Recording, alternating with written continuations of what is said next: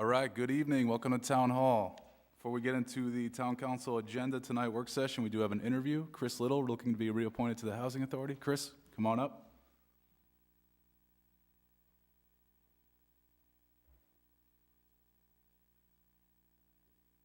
Thank you. I didn't know I'd have such an audience for this interview. Well, Chris, welcome. But on a more serious note, thank you for your service and congratulations on your election. Thank you. You know, I was initially appointed to fill a vacant term in late February 2020, when the Housing Authority had virtually no staff, no executive director. The town council was getting nasty letters from HUD. There was no money, and we might remember that 2 weeks later, COVID hit.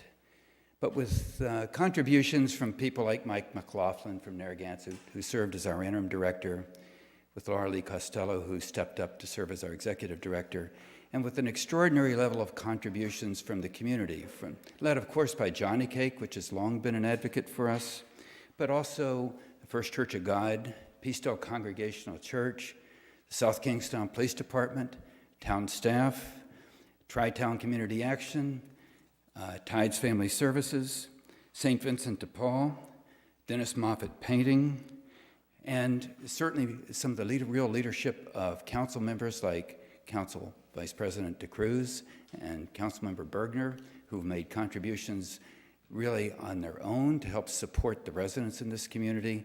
We've made a lot of progress. We've made some progress that you can see in terms of operations, like a laundry. We made contributions in terms of new cameras, which make it much easier for safety in the site. And we have a long-term facilities physical needs assessment, which helps us prioritize the needs for improvements to the facility. But we can't get to the core of the issue, which is why I wanted and was willing to be in this position. And the core of the problem is we have deplorable public family housing units. And deplorable is the only way I can describe them. And unfortunately, HUD nationwide will not provide us, any of the housing authorities, with the capital funding necessary to fix these units. And they tell us to find another model, which is what we were in the process of trying to do. And that process at Curtis Corner, if we even go back to the town's comp plan from years ago, it says this is a place that if we take the Curtis Corner facility with the vacant land, not only can we do something about the existing housing, but we can add additional affordable housing units for this community, perhaps as many as 40, that would still be consistent with what we have on the town's cottage zoning ordinance, or in that neighborhood, but that's really what the preliminary zoning. So I'm here today because the question is I'm here because I really want to get to the core of the issue, which is providing safe, sustainable, long-term housing that is a benefit for our residents, not just the residents that we directly serve, but for the community at large.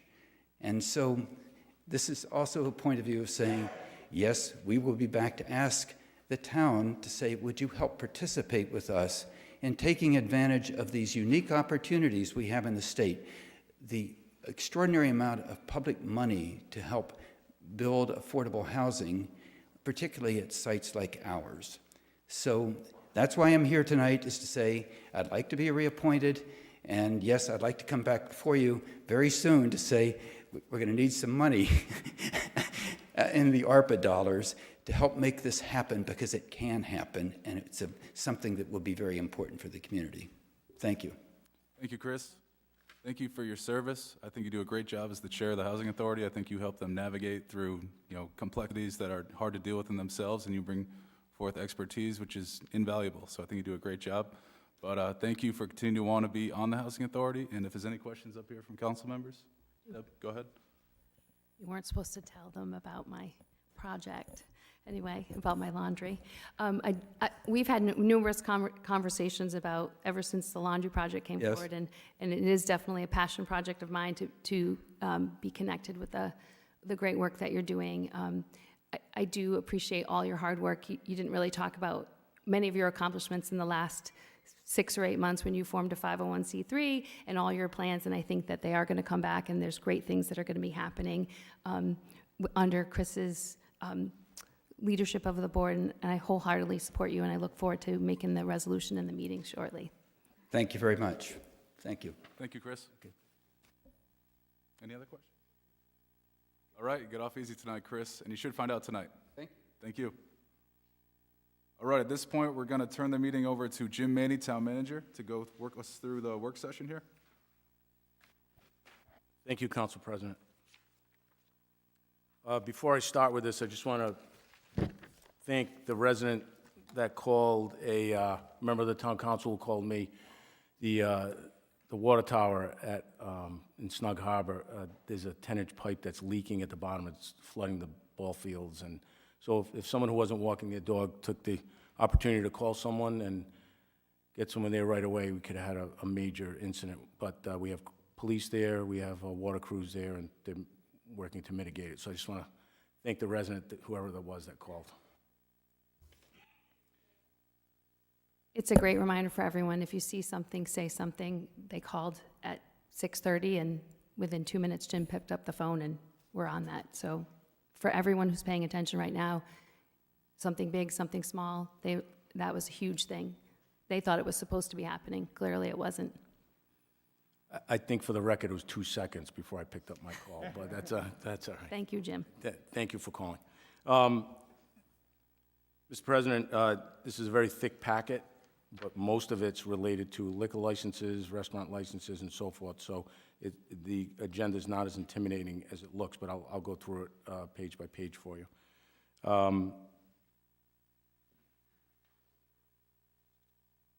We will go right to the licenses on page 2, 6A. There was a request. 6A is a request for granting a victualling license to the Tong Tay Thai restaurant. They have requested to continue this to another meeting, along with 7B, which is a public hearing on this. There was some issues because of the holiday where it fell that they could not attend tonight, so they were respectfully requesting to continue that. 6B is a request for a new victualling license at South County Luxury Cinemas. Corresponding with that, you will see in 7C a public hearing for a liquor license on the same establishment. The rest, and there's many pages, are all consent agendas. And I sat with our town clerk, Susan Flynn, and went over this line by line. There's really nothing that seems out of place or questionable, and there's many of them, and they're all consent agenda. And each one of them has a different classification, whether they're liquor, renewals, restaurants not requesting a liquor license, restaurants requesting a beer and wine license. So there's many different classifications for all these licenses. So if we go through each page, you'll see all the different classifications listed where, right next to where it says where the consent agenda is. We'll go all the way to page 9, which is the public hearings. 7A is a public hearing relative to all of the liquor licenses, which for the year that began December 1st, 2021, and Susan, that's 2022 or 2021? The licenses were effective December 1st, 2021. And they're due for renewal. They are due for renewal 2022. for 2022. Thank you, I just want to clarify that. So those are for all the liquor licenses in the town. 7B, if we go continue many more pages.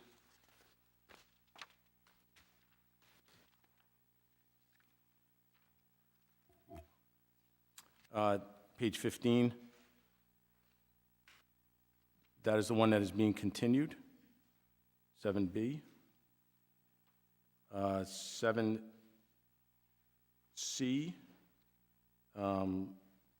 is for South County Cinemas. That's the corresponding one that goes to the request for the new victualling license in the beginning. So 7B is being continued. 7C is, relates to the South County Cinemas. Then we go right to communications on page 16. Oh, I'm sorry, D. Yes, I'm sorry about that. 7D, public hearing relative to the application for renewal of the indoor shooting range at the Elite Gun Range here in town.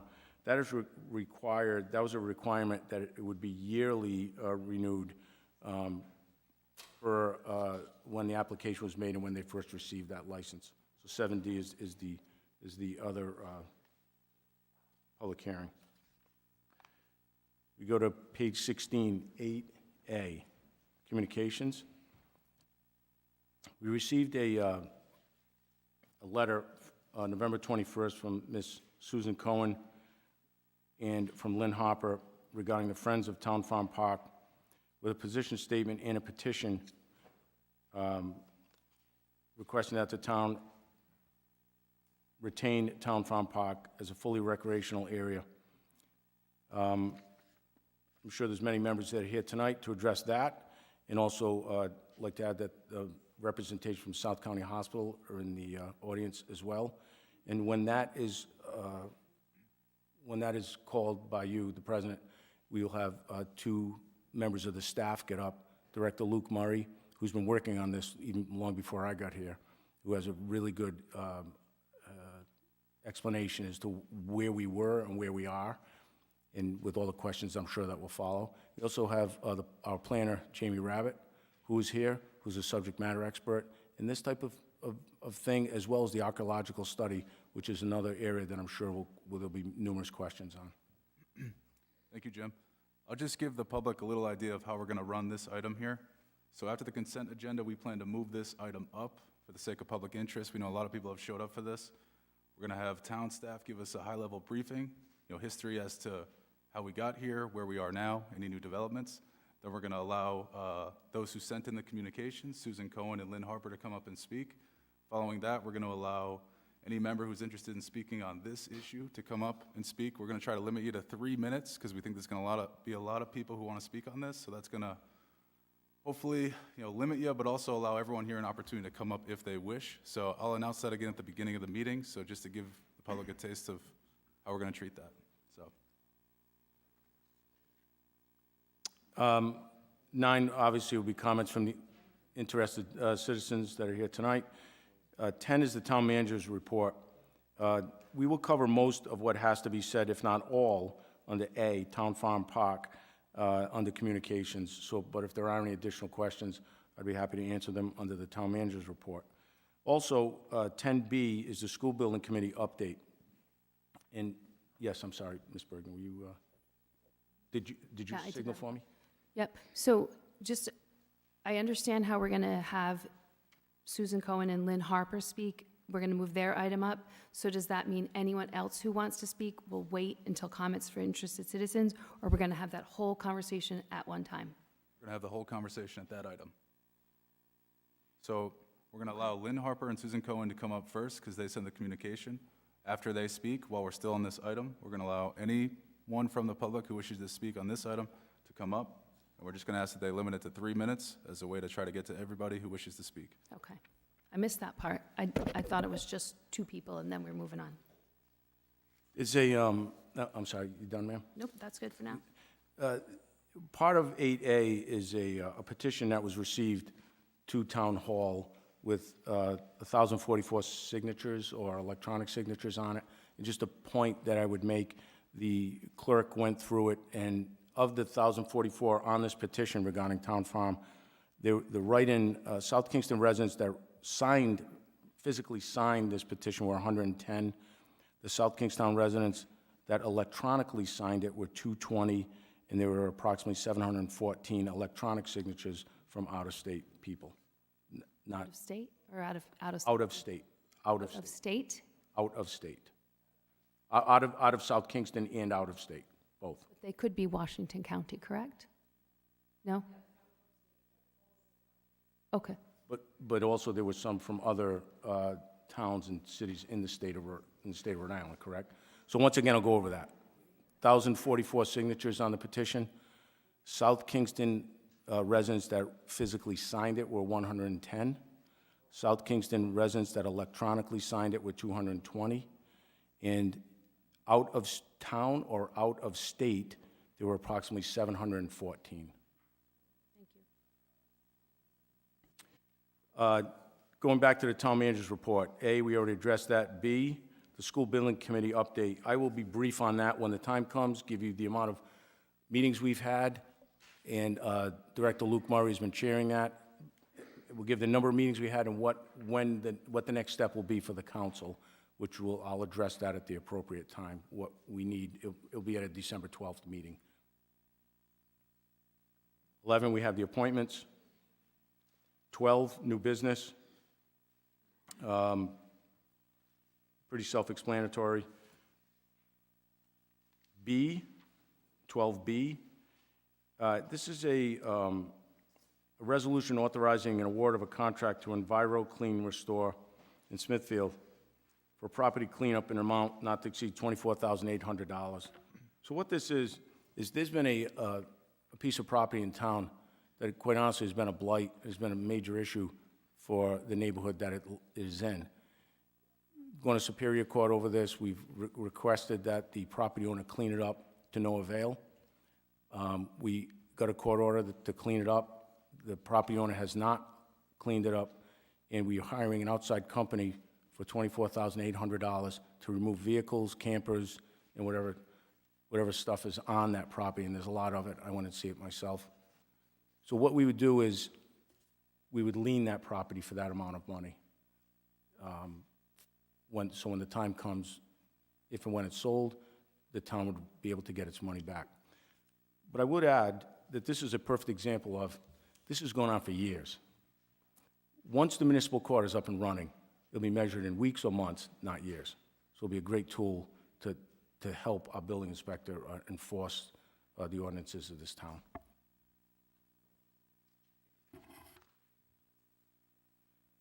C is a consent agenda, and I just want to explain, I know it's consent agenda, but I will explain it. At the dog park, we're in need of a net to protect the dogs from getting hit by baseballs from the ball field.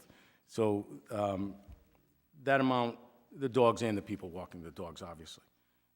That amount is not to exceed $6,800 with a contingency of $1,000. Speaking to Terry Murphy, we have the money in our account.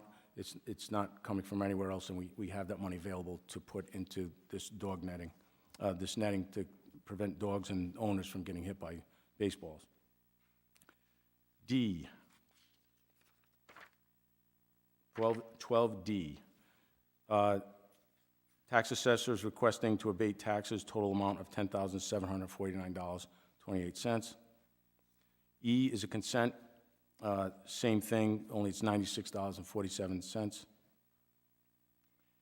F, 12F, is an award of a bid for municipal road striping marking services for the Public Services Director. He should be here to answer any questions on that. That's a standard bid that is awarded. 12G, I'm sorry, yes, you have a question? No, I'll wait till you're done. 12G, this is for the fireworks, $22,000 for the 4th of July fireworks. I've watched the fireworks for a lot of years. Fireworks display was awesome this year, it was tremendous. When I was told that the price was only $22,000, I was actually stunned. I thought it would have been a lot more money. So once again, Terry Murphy's worked hard to keep that price low and get the maximum amount. And last year, well, on July 4th, we got 30 minutes of continuous fireworks. So we get a lot for our money. It's awesome. H is a consent agenda, and it's a claim for compensation by a person that got injured while at a crosswalk. 12I, this is a police department, I and J, a police department agenda items. It's the renewal of annual software with Central Square Technologies. I've looked along with Chief Moynihan at the bid. Everything's in line where it should be.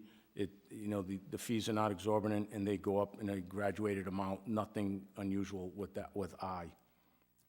J, the purchase of 2 cruisers for the police department.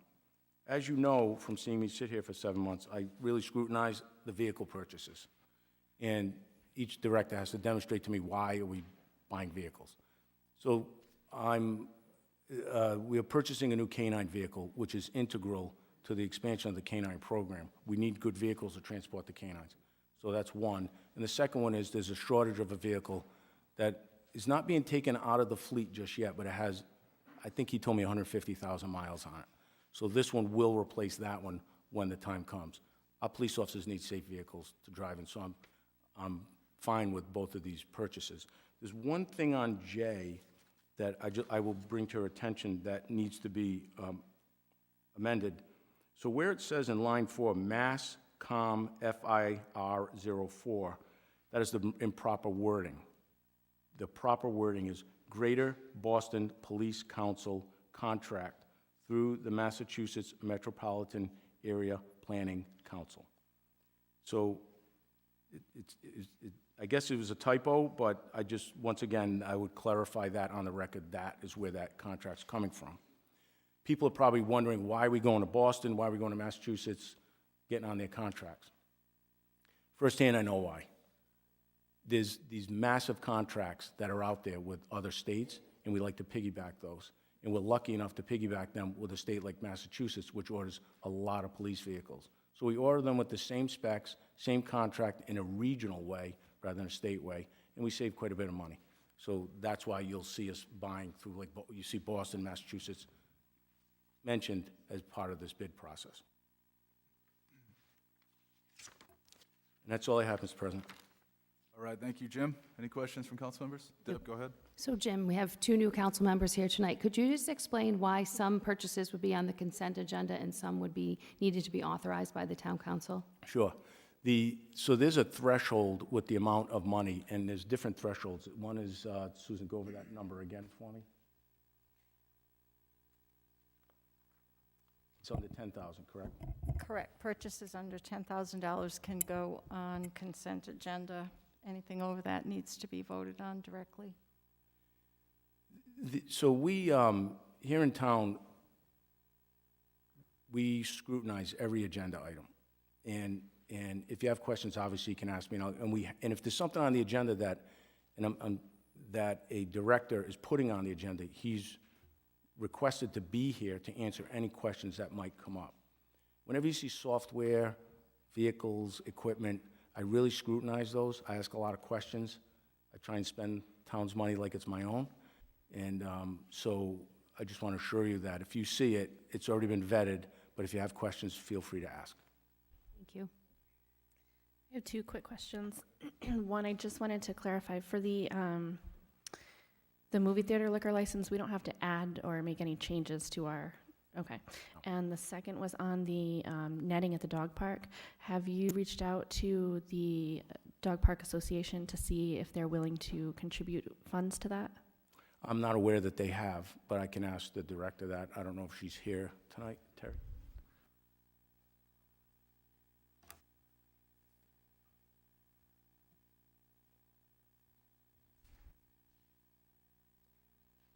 Good evening, Terry Murphy, Leisure Services Director. The department works very closely with the Dog Park Association. They identify their own improvements that they would like to recommend to the department. This particular project was in the capital improvement program and is funded through it's been planned, it was in either last year or the year before, I'm sorry, I don't recall which, but that funding is there. The town has planned for that. The Dog Park Association is expecting that. And they are raising funds for various other improvements for the park. Thank you so much. All right, any other questions from council members?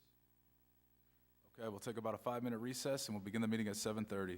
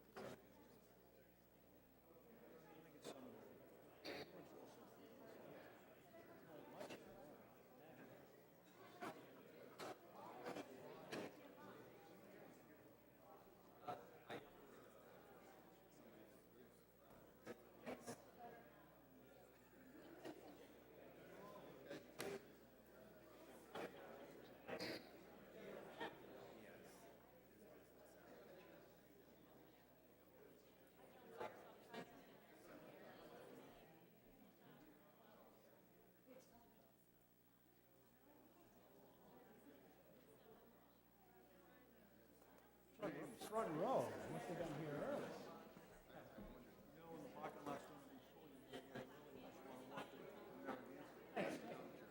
Stroll over. I knew for you that'd be easy. I know. I could ride the bike.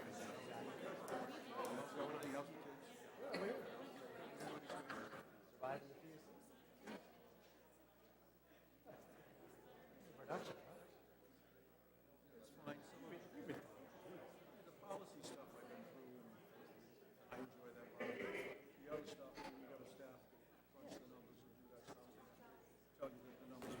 Hey, Jim. I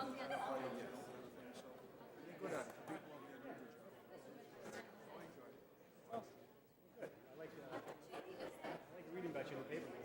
It's good for you. You're fighting.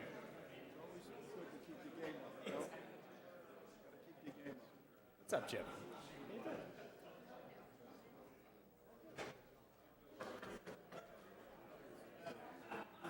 Hey, Jim, I'm gonna put up.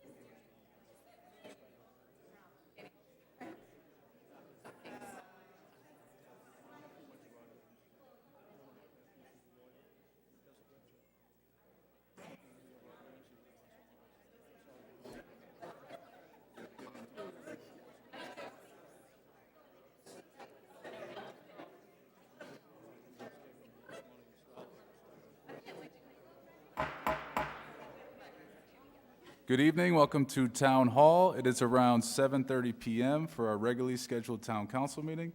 First order of business is the pledge to the flag.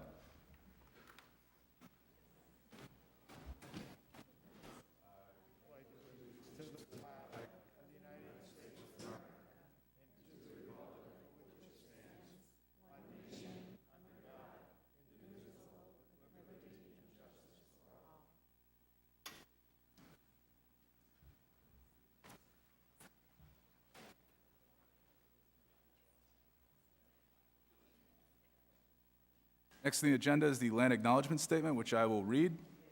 The town of South Kingstown pays homage to the indigenous people and land on which the town is now located. Let this acknowledgement serve as a reminder of our ongoing and partner with the Narragansett tribe, whose land and water we benefit from today. Next on the agenda is the roll call. If you would, Susan. Councilwoman Berger, Here. Councilman Marin? Councilman McEntee? Here. Councilwoman Alley? Councilwoman Rose? Here. All members are present. Thank you. Next, we have item 4A and B, approval of minutes of previous meetings. Motion to approve item 4A and B. Second? We have a motion and a second. Any discussion? Yep, just only 3 of us are voting on this, correct? Yes. Okay. All right, we'll take the roll on this, Susan.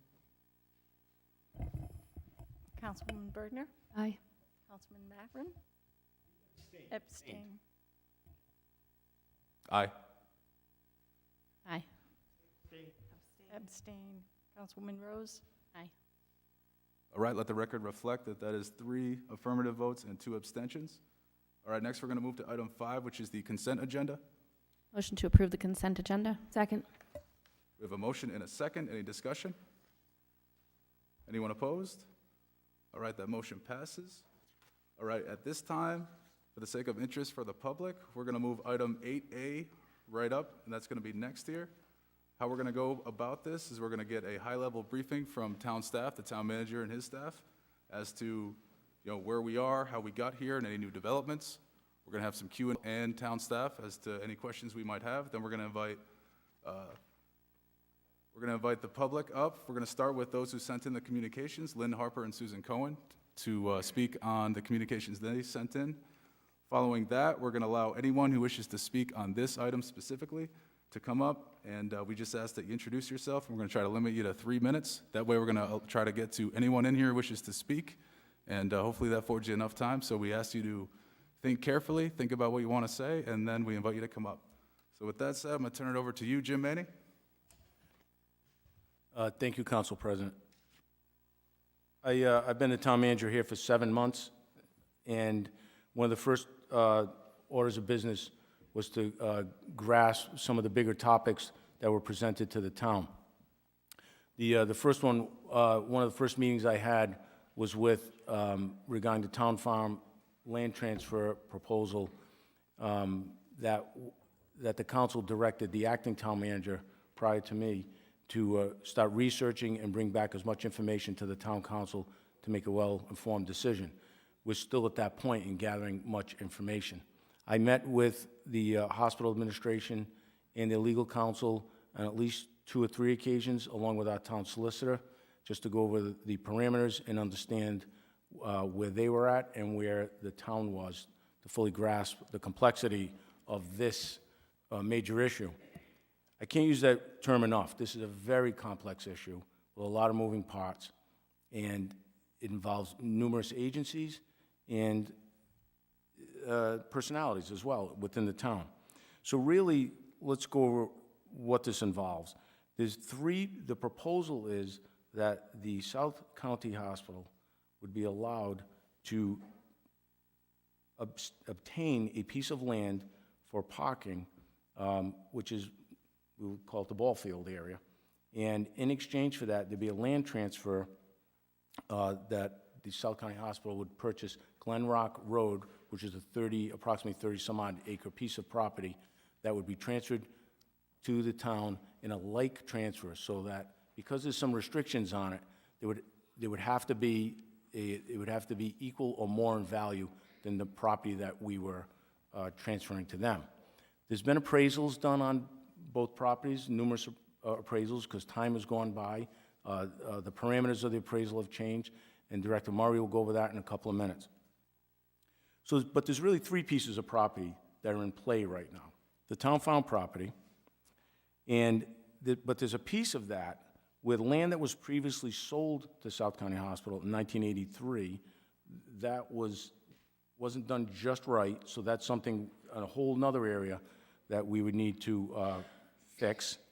And then there's the land controlled by the town currently that the hospital is requesting to obtain. You have the Glen Rock Road property. Once again, that's a replacement property if the town council approved a land transfer. But there's a third piece, the Green Hill Park. And that recently came up in the past few months. The reason that came up is because in discussions with Rhode Island DEM, that this property might be able to be used, and we haven't gotten a definitive answer, in the land transfer that took place in 1983 when the town deeded the land, the parking area, to South County Hospital. There are numerous entities involved in this process. You have the town, obviously. You have South County Hospital, obviously.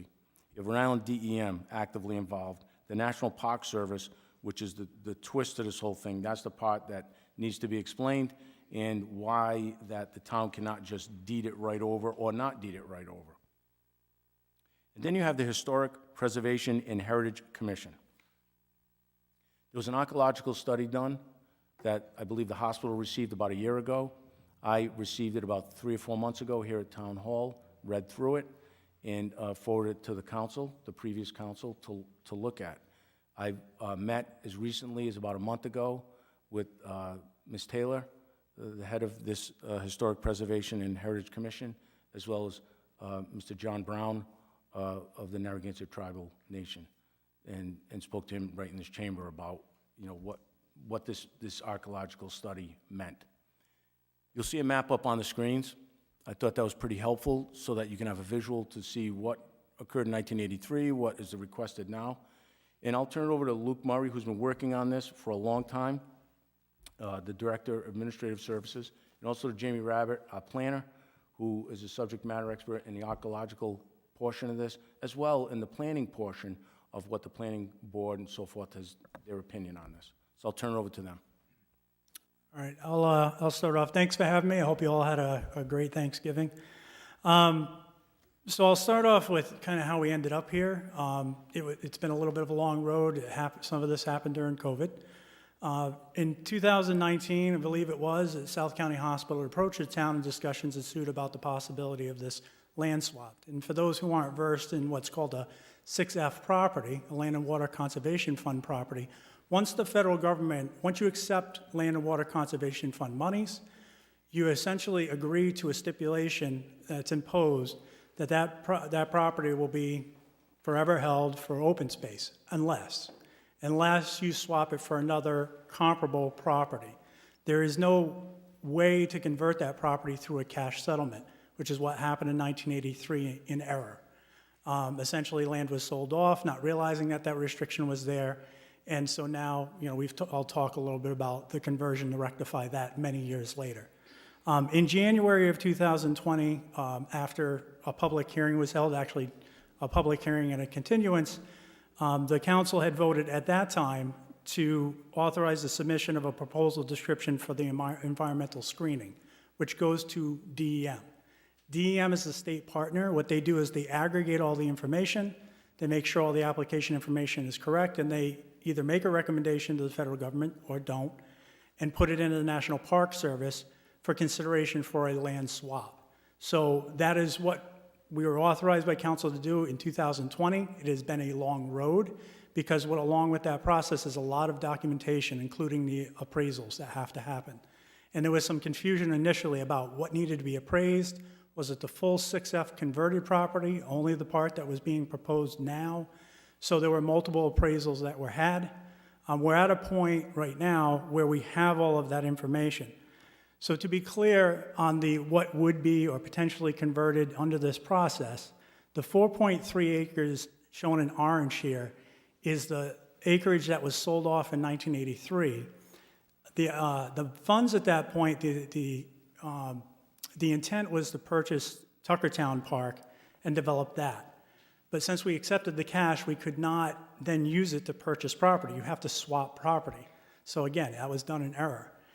In the early 90s, there was a proposal to then convert what was now Green Hill Park.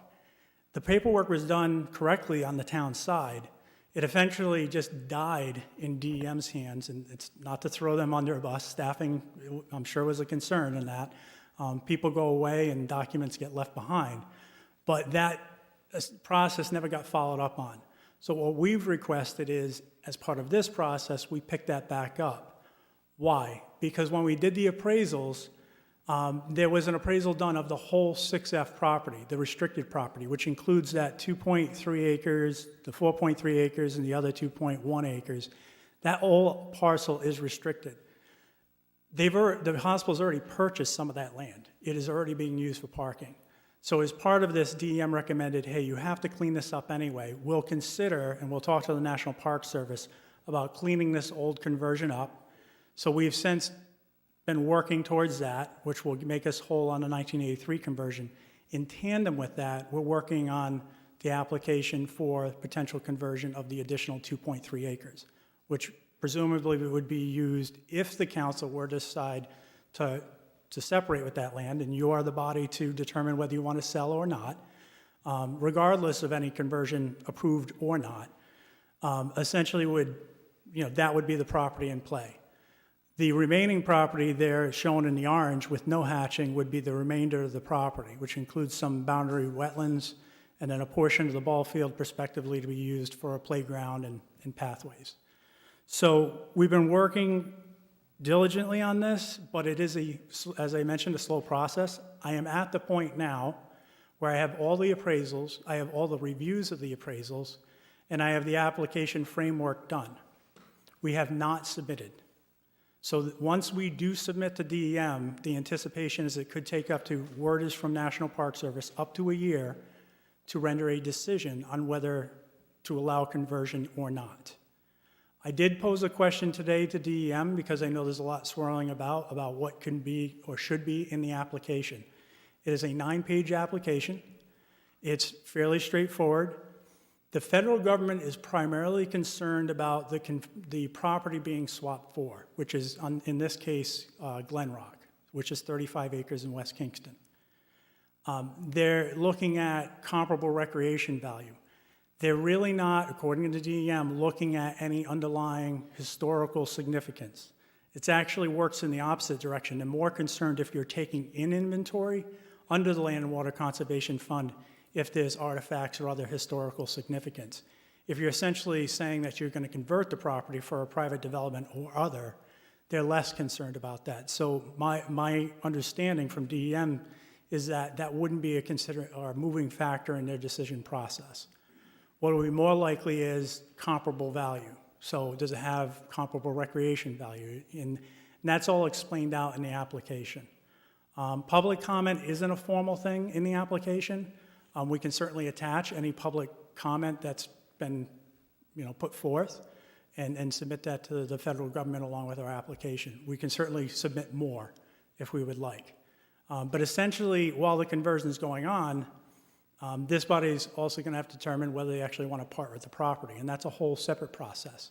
The council could certainly determine they want to part with it with conditions. They can determine they don't want to part with it at all. So I just want to be clear on that because a lot of people will say, oh, the conversion's a done deal.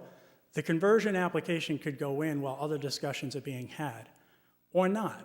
But we're at the point where we need to kind of reaffirm that decision of whether we want to move forward with this application or not, as they did in 2020. So I'll entertain any questions specific to the conversion, and then Jamie can speak to the master plan process and other. Thank you, Luke. Deb, got some questions? So my first question is, you don't have a vote, you don't have a resolution to forward that application today, correct? I have what was voted on in 2020. There has been no action since then, so that authorized it at that point in time. Okay. So I'll defer to Mike on that, whether that carries forward. My understanding is it would, but there's been no action to the otherwise. Right, there's been no contrary action since that point, let's put it that way. So if the council wanted to readdress it, it would have to vote to place this matter on an upcoming agenda to readdress that. So I have a question about the actual report. Do you want me to keep going, or do you want to just rotate through? So it's concerning to me that over a year ago, that report came to the town, but it didn't come to the sitting council. I really haven't figured out why that didn't come to us, whether it was misfeasance or malfeasance or just we didn't know. I just want to say that that information didn't come to the town council a year ago, and I feel like we've spent a lot of time and a lot of stomachs have churned about this issue on both sides, what's going to happen, and we could have made a better decision a year ago. It's very concerning to me. For whatever reason, that didn't come to the 5 people that were on this council. I feel like there's a lot here to unpack regarding the swap. I feel I've said it, very uncomfortable knowing that there's 99.9% chance that there are burials on the property. That makes me feel very uncomfortable, even moving forward in any way. I feel like the land swap, 35 acres in Exeter, is not the same as a very densely populated park in the community. I know the hospital is an important partner. We need the hospital. We absolutely love what the hospital gives to the community. I don't feel that this is where we need to go. And I just want to say it first, I feel really uncomfortable knowing that we read the land acknowledgement statement, that we would just knowingly know what's there and just move on. And that's just not, it's just not in my gut. We need to find a way to make the hospital successful and viable, and that's what I'm committed to do, but it doesn't feel right to do this. So I'd like to just speak really quickly about what is considered comparable. We have a park that is currently in use by many, many residents, and the fact that we're considering swapping it out for a piece of land that what type of infrastructure would be needed in order to make that accessible? So the town And owns usable. an adjacent property now. A parking lot would have to be built. There would be an expectation it would be developed for some recreational use, and I believe what's been discussed so far is recreation trails and passive recreation. So again, as staff, you make policy, we Right. provide information, right? So what I can commit to is when the application goes in, it'll have a fair write-up of what the property entails and what it would be proposed for. It is ultimately a national park. If the application goes in, determination on whether they think it's comparable or not. Again, this body can choose also not to submit the application in general. Right, I just want to keep that in mind as we go forward, that what they find to be comparable may not be what we and what our residents find to be comparable. I don't understand why, when we have put aside money in our COVID funds to create pocket parks in town that are walkable, why we would give one away. Right. We're literally planning to spend money to create more walkable parks. It just doesn't seem right.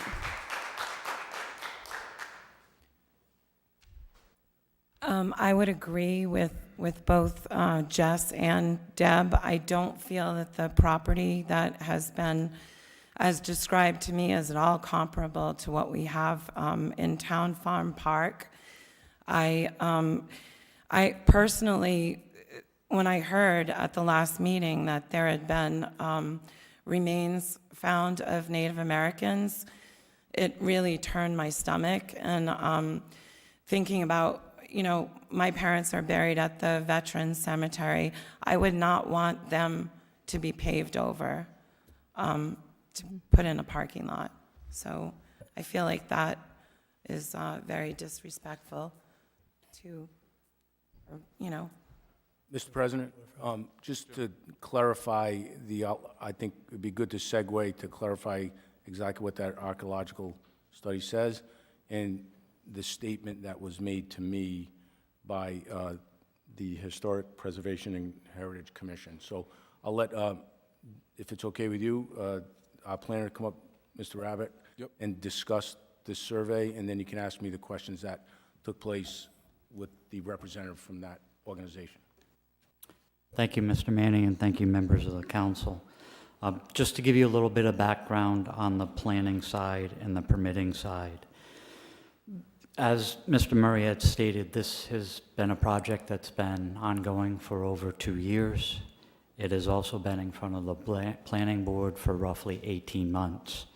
According to the town's zoning regulations, section 603(2)C, the hospital is required to have an institutional master plan on file and good for 5 years before they entertain any renovations or construction activities on the campus.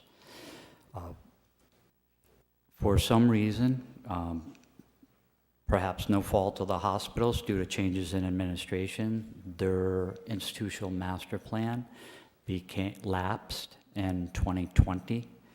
They were contemplating some new construction on the property associated with a medical office building, and we worked with the hospital with updating their institutional master plan. They initially applied to the planning board in the fall of 2021. They ultimately withdrew that application and chose to seek regulatory changes to the zoning regulations as it related to the institutional master plan. Those regulatory changes were entertained by the planning board, who made a favorable recommendation to the council, and the town council approved those in the spring of 2022. All of those processes contain public input and public hearings, both at the planning board and town council venues.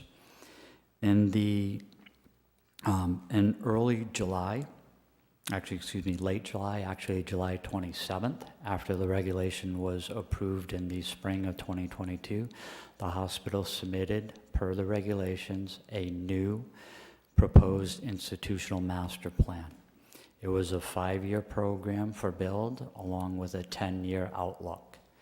Part of that 10-year outlook, part of the short term, 0 to 5 years, as well as the long term, was identifying their parking constraints and trying to resolve the issues associated with that. And a lot of that went back to the 2-year discussion about the land swap and the ability for them to expand surface parking on the Town Farm Park property. I want to make it clear that the planning board in early November 10th, 2022, made a favorable motion, and it passed to approve the institutional master plan for the hospital. It is a long-range planning document. It does not contain any permits to construct any buildings or any infrastructure, minus a few small landscaping activities, or if they needed to add an awning to an enclosed entrance. But it does not grant them any permits to construct either buildings or any new parking in excess of 5 parking spaces on the site. Along with that approval, the planning board made a number of conditions. And in developing those conditions in the submission package, the hospital also recognized in writing to the planning board the interrelationship and intertanglement of their needs for parking as it relates to additional land to solidify those parking needs.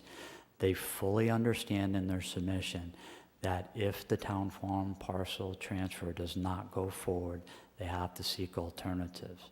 One of the actual conditions that the planning board placed on them is that any proposals, if the land swap was to go forward with Town Farm Park, requires them to explore the expansion of parking on that parcel, as well as other possible expansions or renovations to their existing facility as part of that permitting process. So that's kind of where we are on the planning side.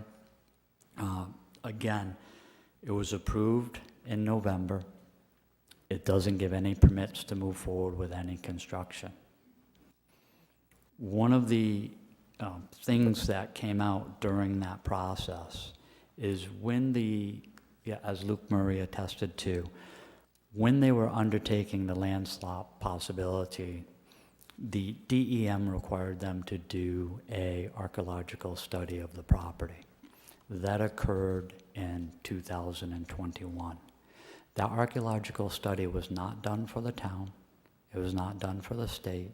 It was done by an archaeological group from Pawtucket, Rhode Island, for VHB, Van Hagen, Brussels, and that was done for the hospital. It is the hospital's report, not the town's, not the state's. That report is listed as not to be released to the general public. In November of 2021, the hospital forwarded a copy to the then interim Town Manager Terry Murphy with non-disclosure statements within that document. Again, we're going through this entire process, the land swap, the appraisals, and nothing has moved forward to this time. I cannot tell you standing here today why you did not get a copy of that in the late fall of 2021. Just, Deb, if I have a couple more points and then I'll take a question. With regards to that, the town received a letter in November of 2022 from, as Mr. Manny said, the Rhode Island Historic Preservation and Heritage Commission. It came from Jeffrey Emedy, who is the interim executive director of the Rhode Island Historic Preservation Heritage Commission. That also referenced a letter they had previously submitted in 2021.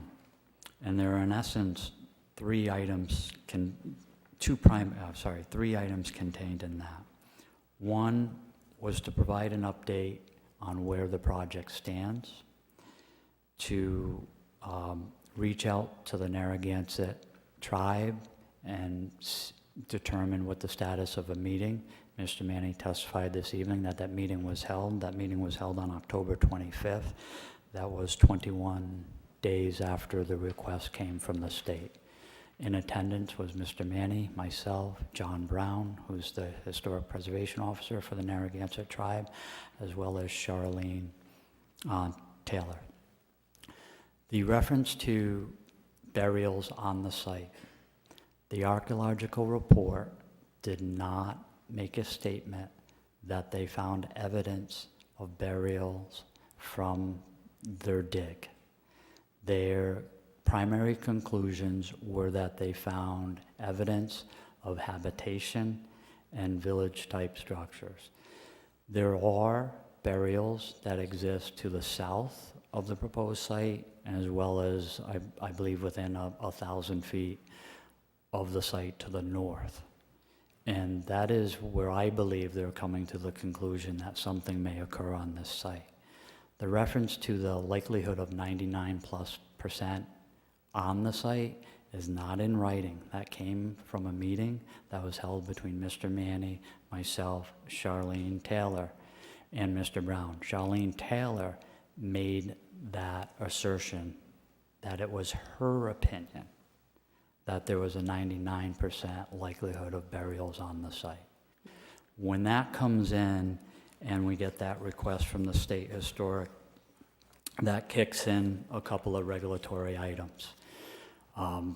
The state has asked the town to clarify, to name or identify that site as a cemetery. And under the cemetery laws of Rhode Island, cemetery can be actual burials or the likelihood that a burial of a Native American ancestral burial ground has the likelihood of existing. They don't need to provide evidence that it actually exists. There can be evidence that it may exist. That kicks in two things. The Rhode Island law and also by your town's ordinance, you do have a cemetery ordinance that requires you to identify that. We've referred that matter to council and are seeking guidance there. In that language, both at the state level and the local level, it doesn't mean that you can't do anything there. It just means you need council approval to do any disturbance on that site. And any proposed disturbance cannot jeopardize the integrity of the burials. In the archaeological report, as well as correspondence from the state, they did identify the opportunity to construct things above the ground as a possible alternative to doing any excavations. Can I interrupt at this point? Yes. Could you just clarify, you said without council approval. Which council are you talking about? So under, and again, we do have legal counsel here, but under Title 23, Chapter 18, Health and Safety Cemeteries, which is the Rhode Island law, which kicks you to Chapter 14, Article 4 of your local town ordinance. Any disturbance to a burial ground that has been identified by the town needs town council approval.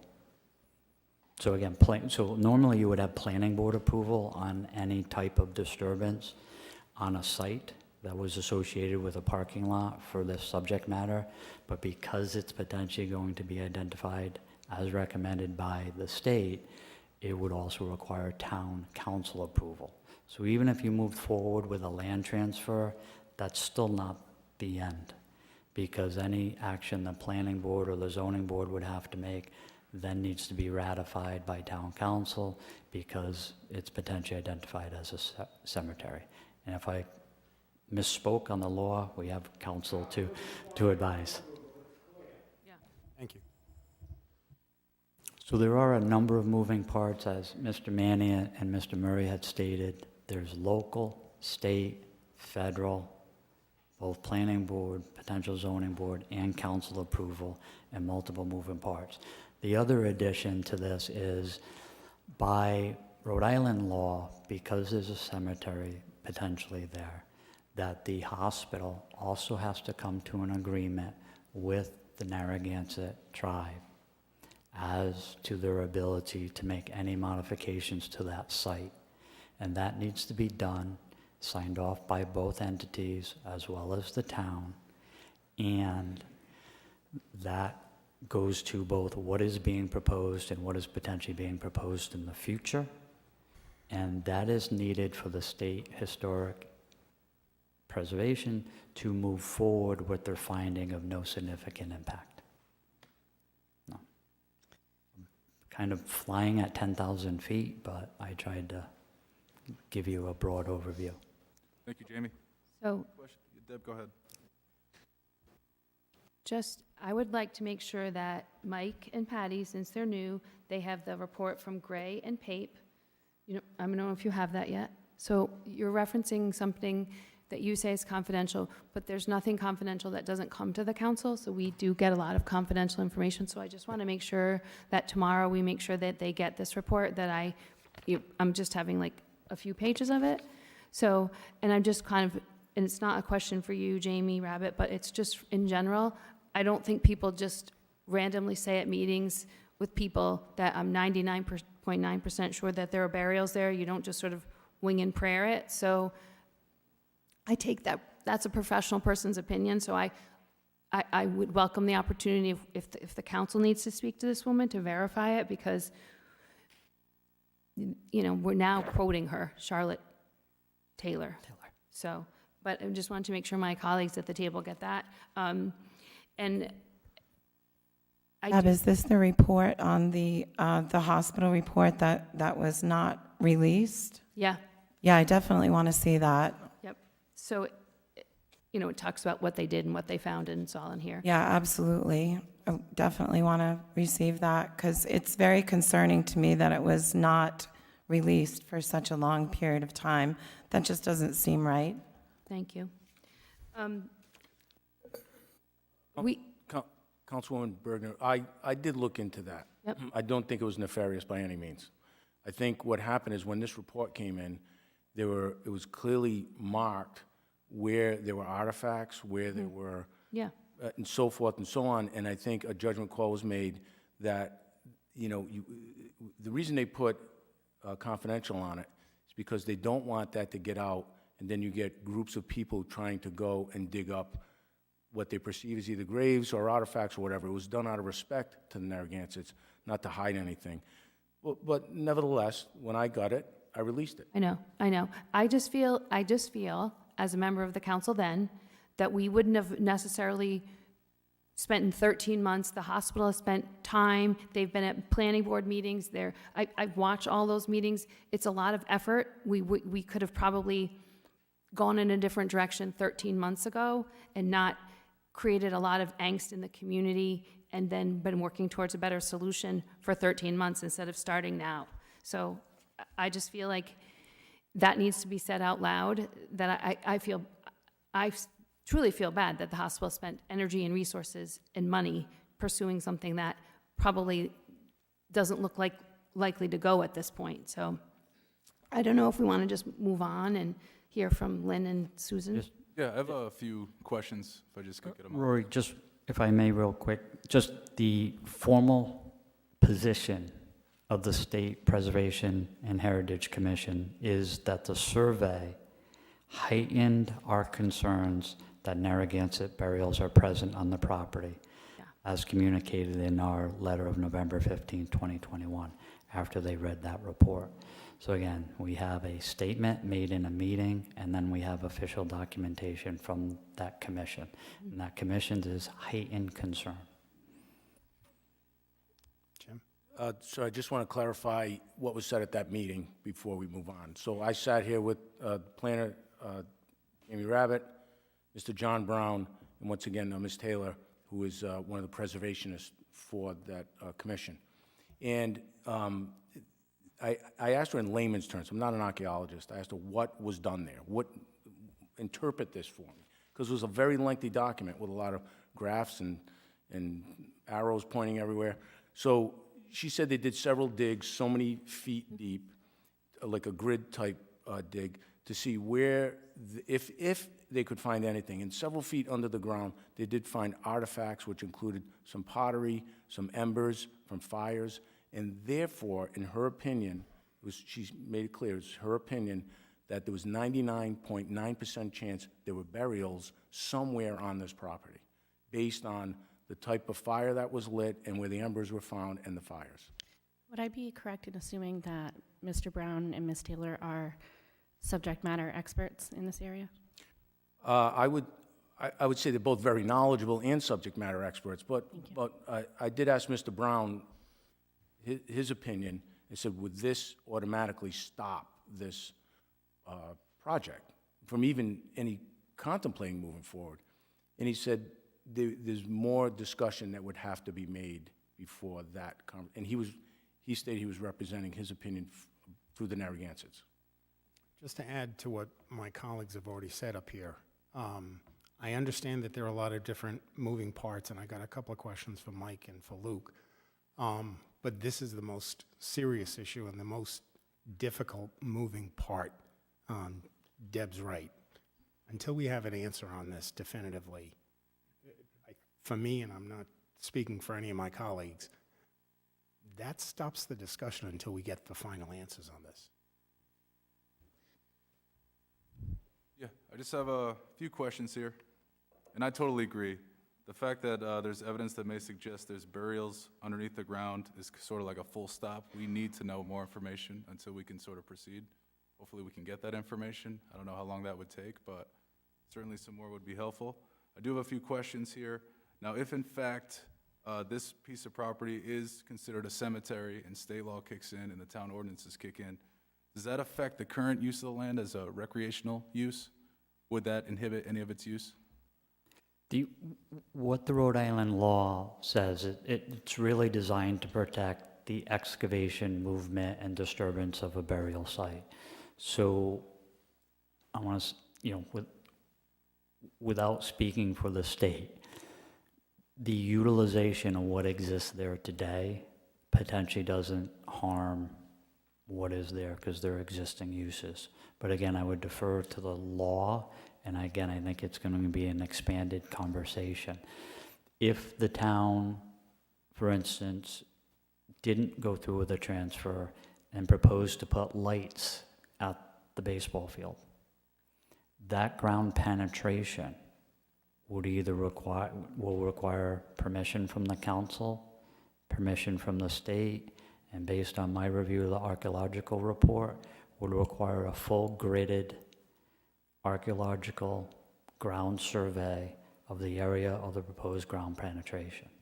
So you can't, in essence, blindly excavate on this site without on-site reconnaissance. Thank you, Jamie. I got a few other questions. This one's probably for Luke. You made a statement to the effect of that the application was ready to go, and I implied as that meaning the appraisals are updated.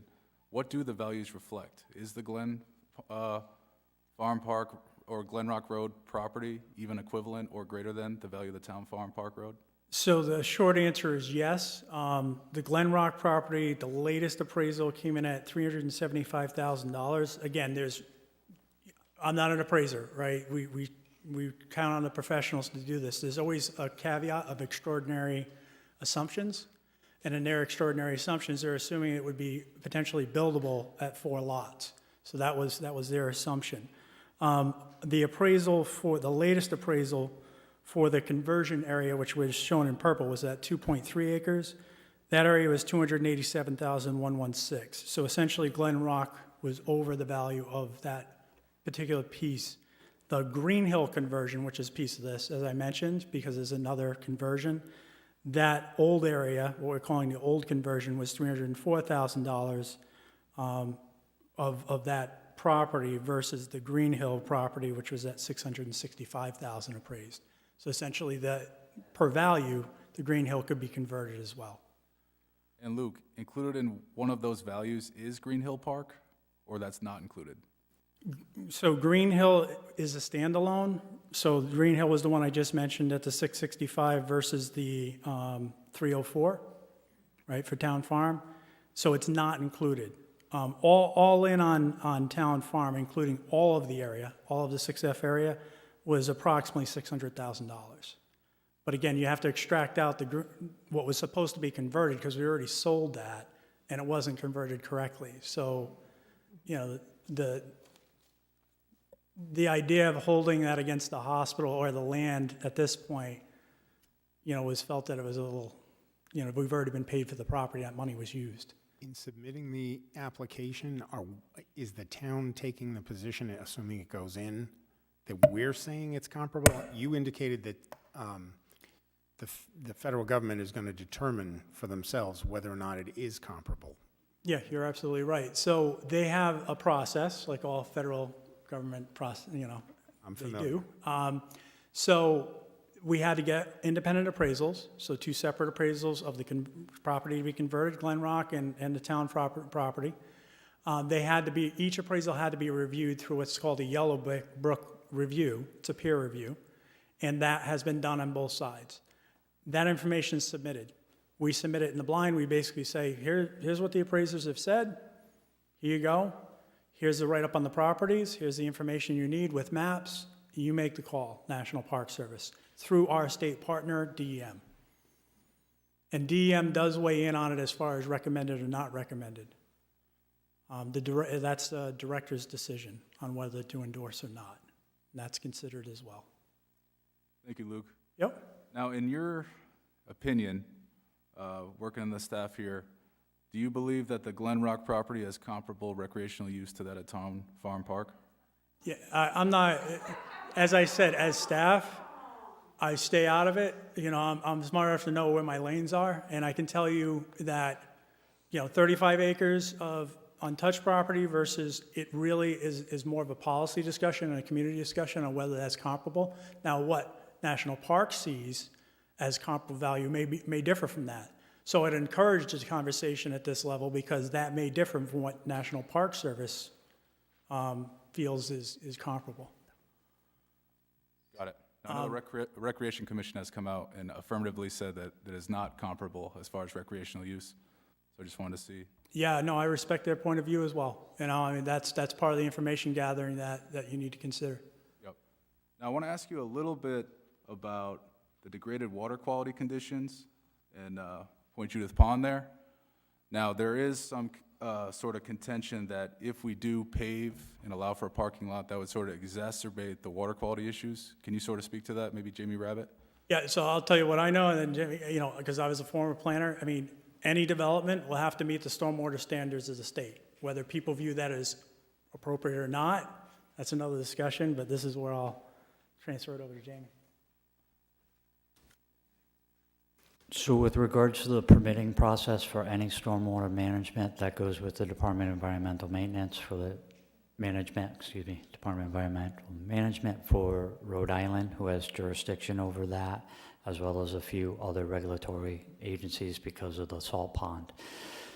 In the approval motion by the planning board, there is a requirement that any application that comes back before them, they use the latest and greatest low-impact development drainage systems available to them, which could mean bioswales, infiltration units, beyond potentially what DEM would require.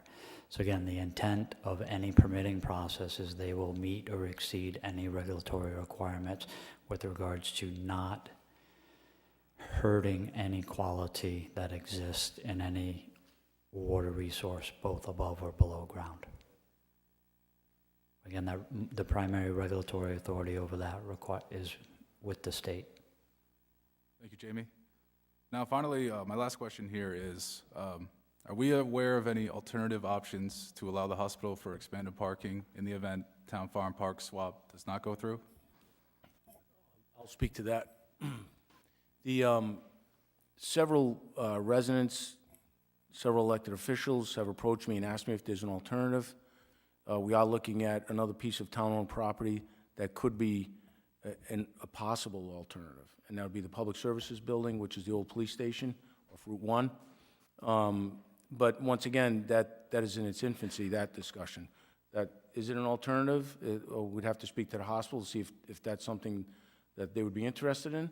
And two, if the council directs me to pursue that, then I would pursue it, but that question has come up about the Public Services Building.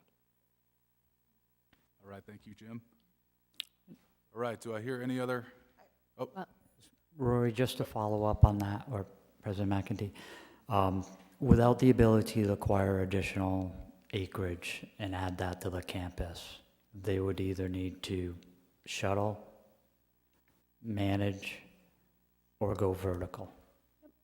And anything that goes vertical will have additional ground penetrations on a land adjacent to a site that the state has a highly likelihood of containing burials. And I don't know where that line ends. understood. Thank you. Luke? I just wanted to bring up something that I failed to bring up earlier. There is an outstanding issue that needs to be resolved regardless. There's existing land, town-owned land, that is being leased by the hospital for parking. That was never sold. It has been used traditionally over the recent history, but that's also been identified by DEM. Even if this conversion does not occur, that needs to be resolved in some way. Either the parking needs to go away, or we need to transfer that as well. And that also is a bridge over to the DPS property as well, and that's something that Town Manager Manning will certainly be looking at, I'm sure, if that were to be explored. So I just want to identify that because I don't want to be surprised if we abandon this effort and it comes up again. Thank you, Luke. So I know Patty had a question, but I just wanted to put it out there that the people that wrote to us are still waiting. So we've taken up a lot of their time. I don't want to step on your toes, but if. Yeah, we're going to move along. Go ahead. I just had one quick question. It really doesn't have anything to do with the land swap. It's a separate issue regarding South County primary care. That's where I go, and all of the doctor, or a couple of the doctors. My doctor has left. Dr. Sun has left. Dr. Mackie Fowler.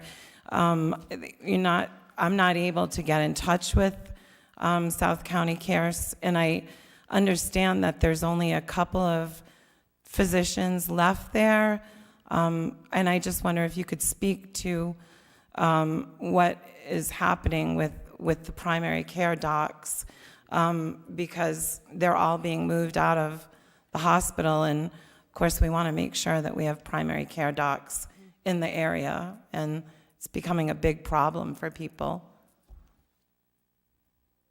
So Aaron, if you want to speak to that, not right now, we'll sort of invite you up as the people come up and speak, but at this time, we've had some good discussion up here. We're going to open it up. We're going to first invite Susan Cohen and Lynn Harper to come on up. You both sent in the communication, so I'll give you priority here to come up and speak first. Following the discussion from you two, again, I'm just going to reiterate that anyone who wishes to speak on this item specifically, I invite you to come on up. First come, first serve, and I just ask that you limit it to 3 minutes, and we'll just ask you to identify yourself. But go ahead. Thank you. My name is Lynn Harper, and I live at 31 Kenyon Avenue. I'm here as a member of the Friends of Town Farm Park, and I thank you for including all of my information on the agenda. And I gather from the conversation, our position statement had been distributed, and it appears that it has been reviewed, because it seems like some of that was included in the information presented, and I very much appreciate that.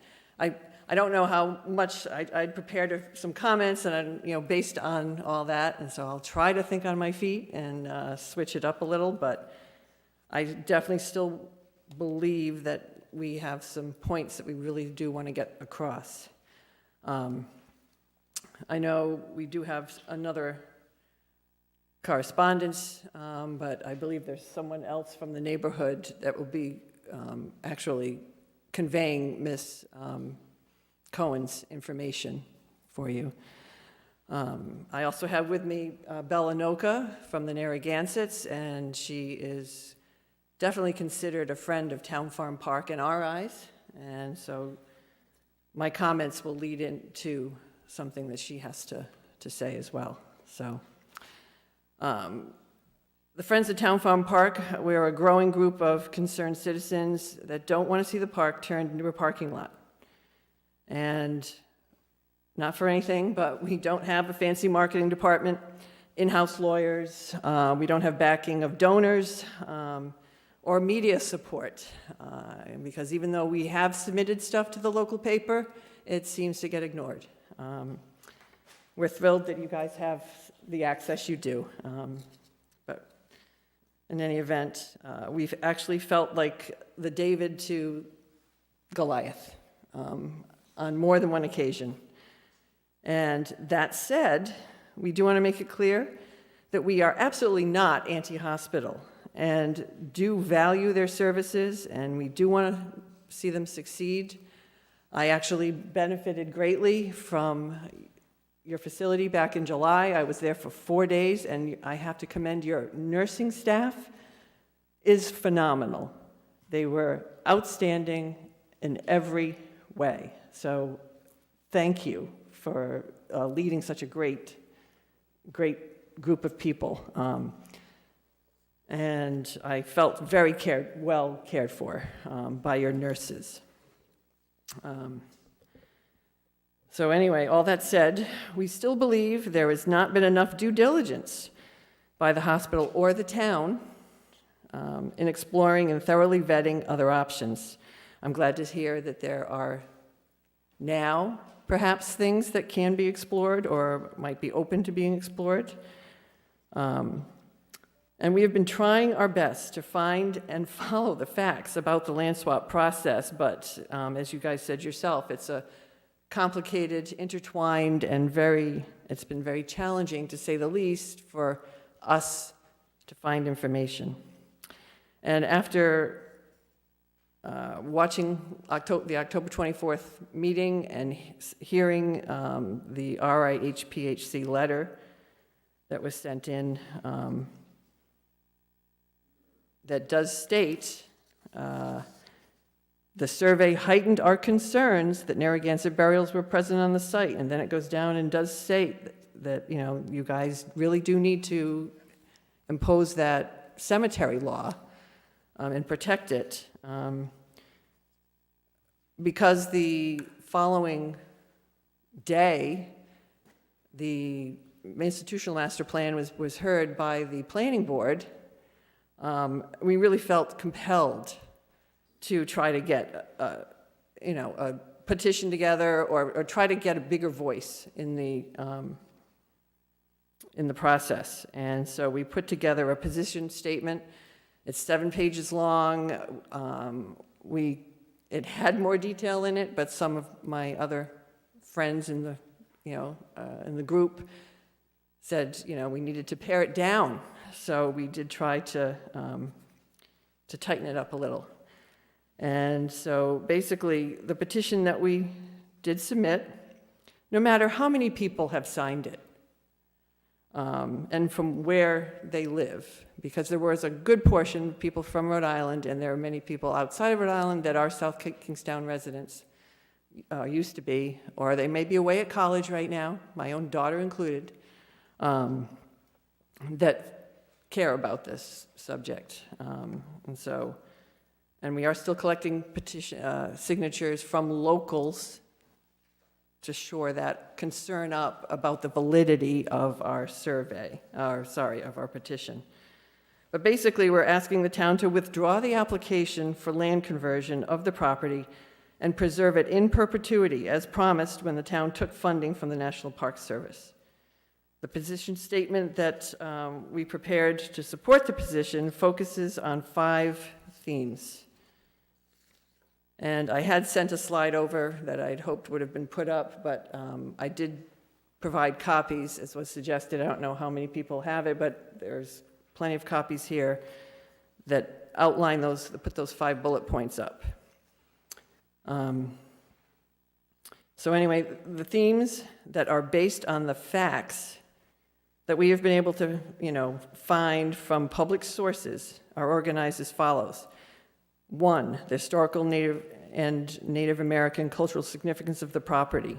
2, the conversion from a park to parking goes against the town's comprehensive community plan.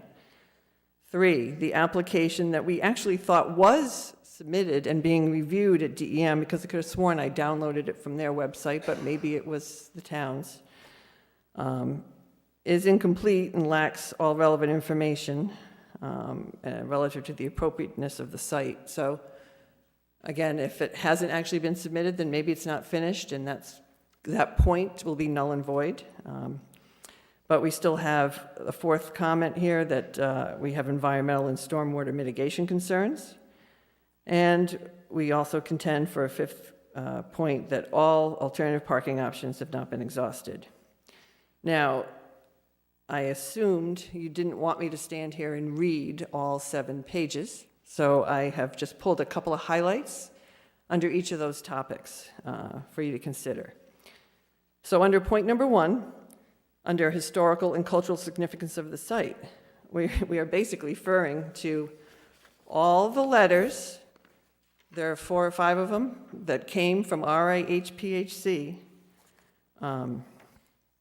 that date back 2 years.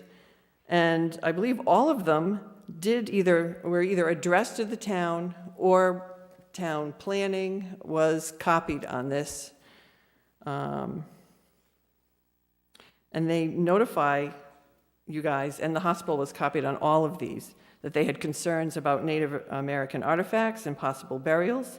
And then the last 2 letters over the past 2 years, 2021 rather, and this year, confirmed this. And so what was very disturbing to us is that the first letter confirming this has been on file here for over a year, and yet the hospital's master plan showing the parking on Town Farm Park and the statements going forward at how integral that piece of property was to that master plan was still allowed to proceed and is actually now approved.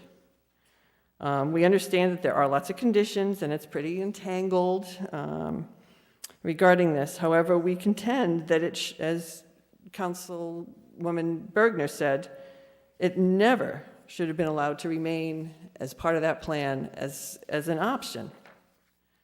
Now, under point 2, the misalignment with the comprehensive plan. There are several sections in the comp plan that we contend negate using the park for this proposed purpose.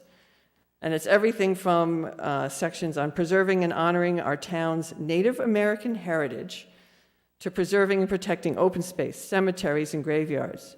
And the comp plan also has a section called Facility Need for Active Recreation that discusses a shortage of small parks and the need for more neighborhood parks. And Town Farm Park is classified as an existing neighborhood park.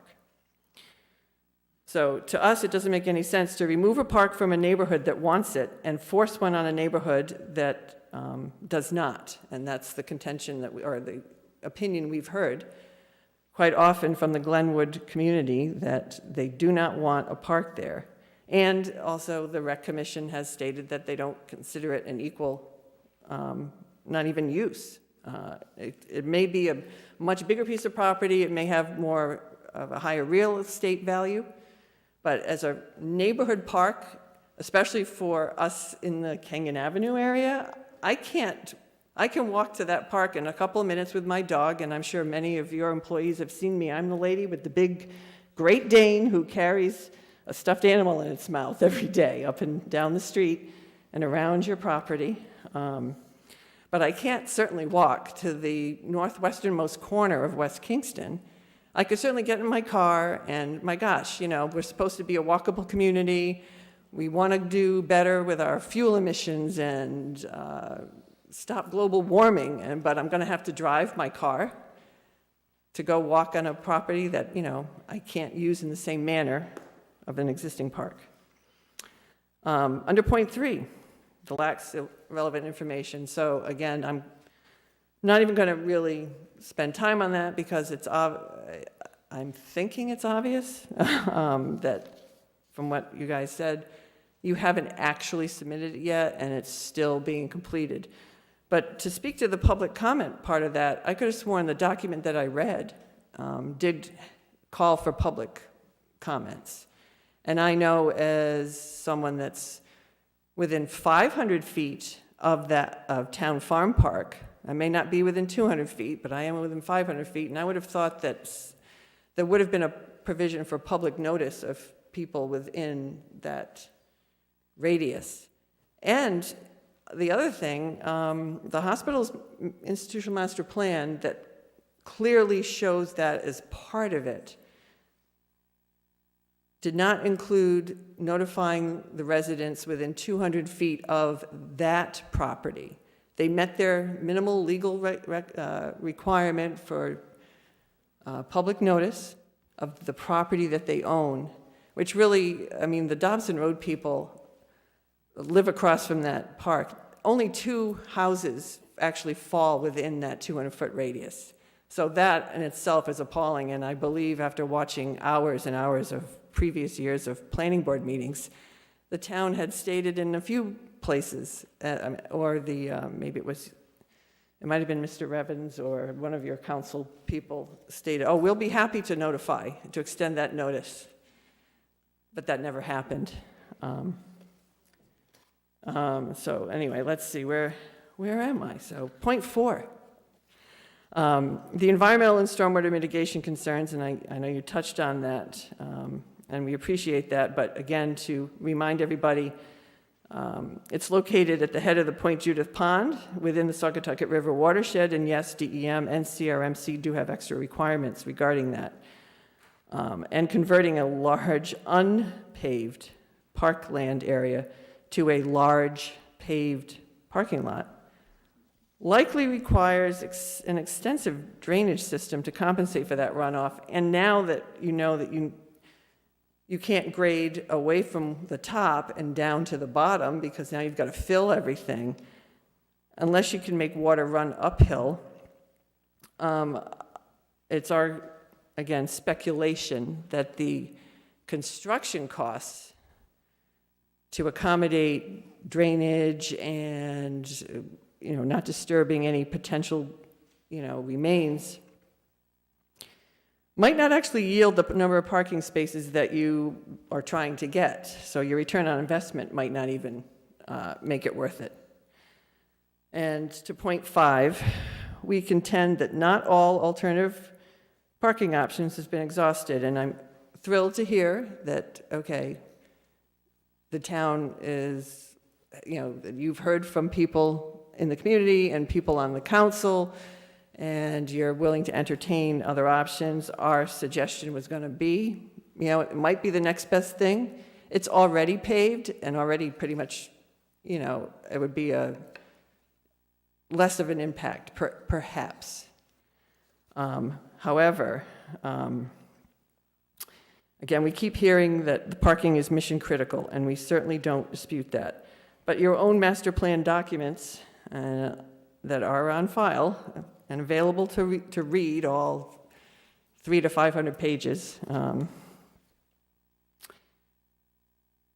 it states that additional spaces can be gained by demolishing the storage building located behind the hospital and in the report's words, the obsolescent building at 85 Kenyon Avenue that most of us know as the O'Neill office building.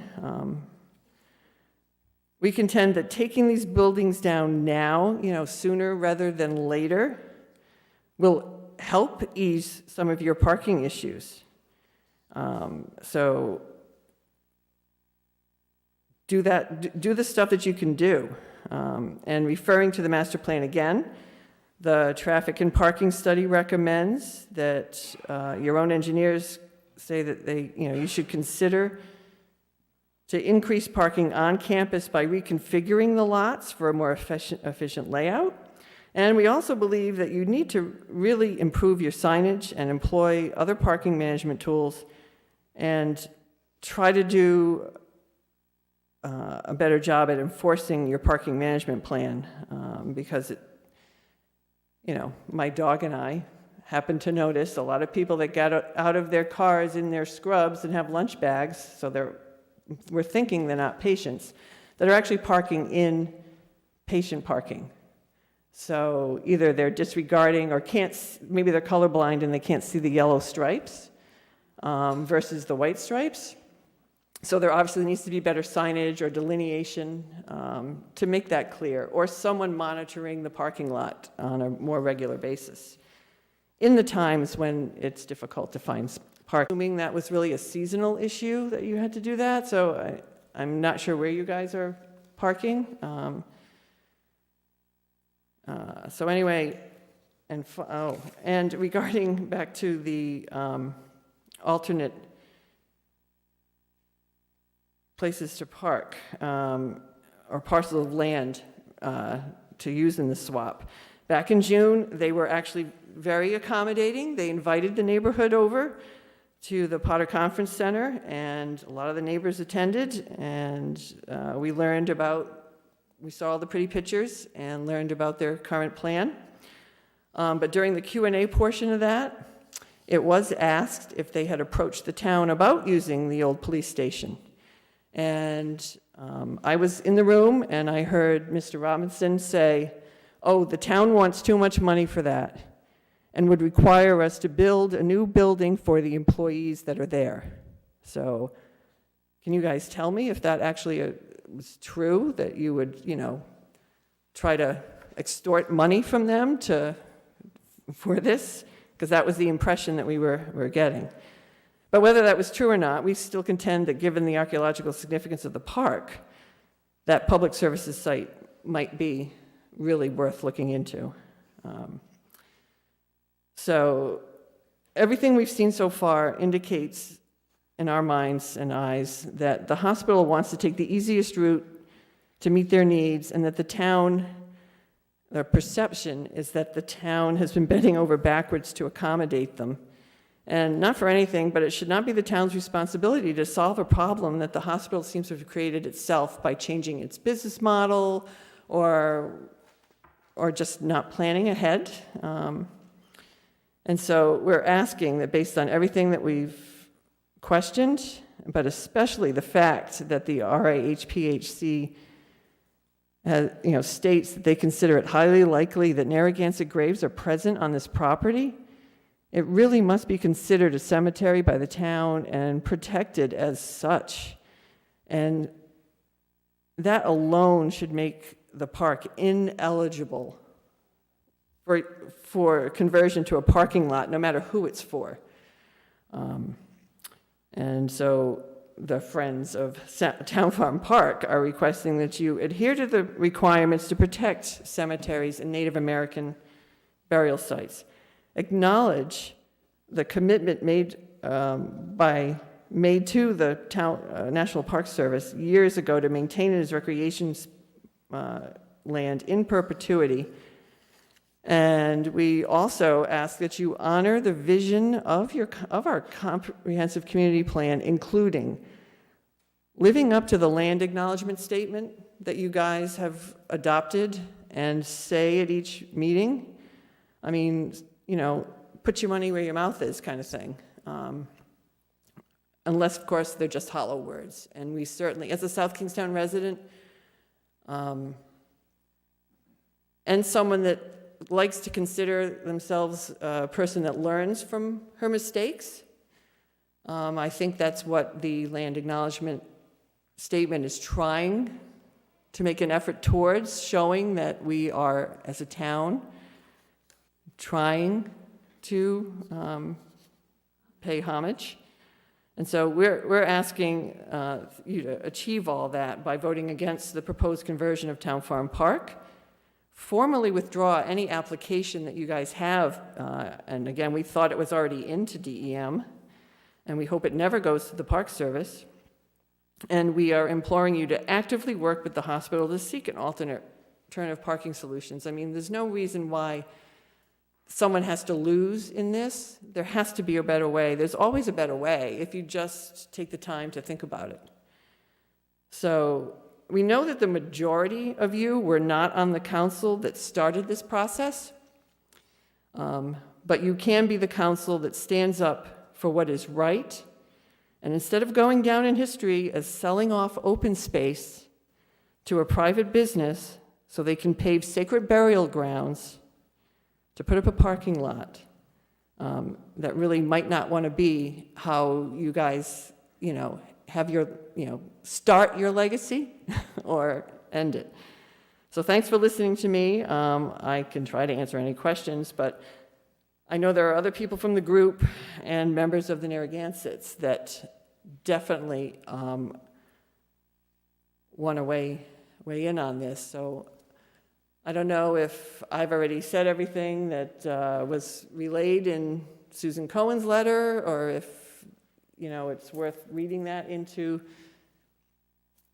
So Lynn, we did all receive Sue and Cohen's letter. If someone is here, in fact, to talk on that, they can.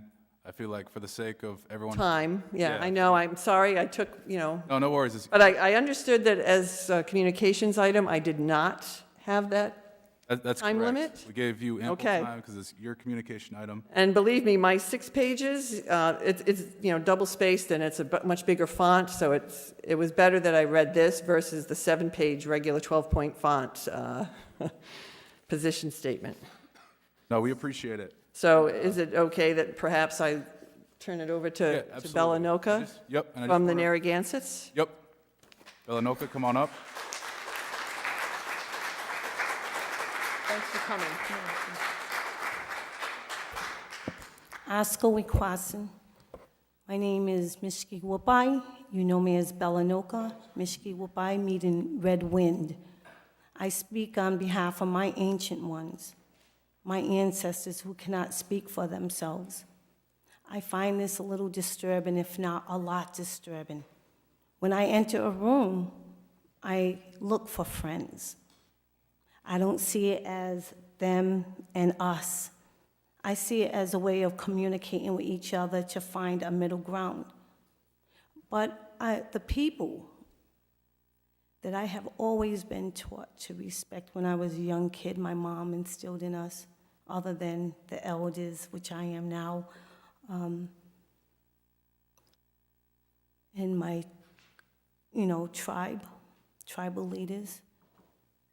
Outside of the tribe is the state troopers, hospitals, because they have care of our lives. In our most vulnerable moments, we put our lives in their hands. And in my life, I got to see the smoke shop raid happen by the state troopers. My grandson here, I bring him everywhere because we speak in oral history. And they all are to sit and learn as young as they can stand. We know who they are. They're the wisdom keepers. I was one my whole life. I've always had to sit with the elders. I always had to listen, pay attention. Today, I thought I was in the room with a fossil fuel company. They are cold, and they are all about the money. And they will move mountains to fill their agenda. There are special interest groups that surround them and push that agenda. They work through councils like yourself, giving promises, funding them, doing favors to compromise your positions. We are in 2022, and everything is being exposed. Everything, every action, every transaction. I turn around and I look at the nurses who either sat there and helped me through a life-threatening situation or helped me give birth to either my child or my grandchildren, or help with my grandchildren. I spoke with them earlier, and they were unaware, or they were told that it would not be built over a burial. So I don't know what misinformation is being told, but you need to be honest with your nurses because they serve in the most honorable position. We trust them with our lives.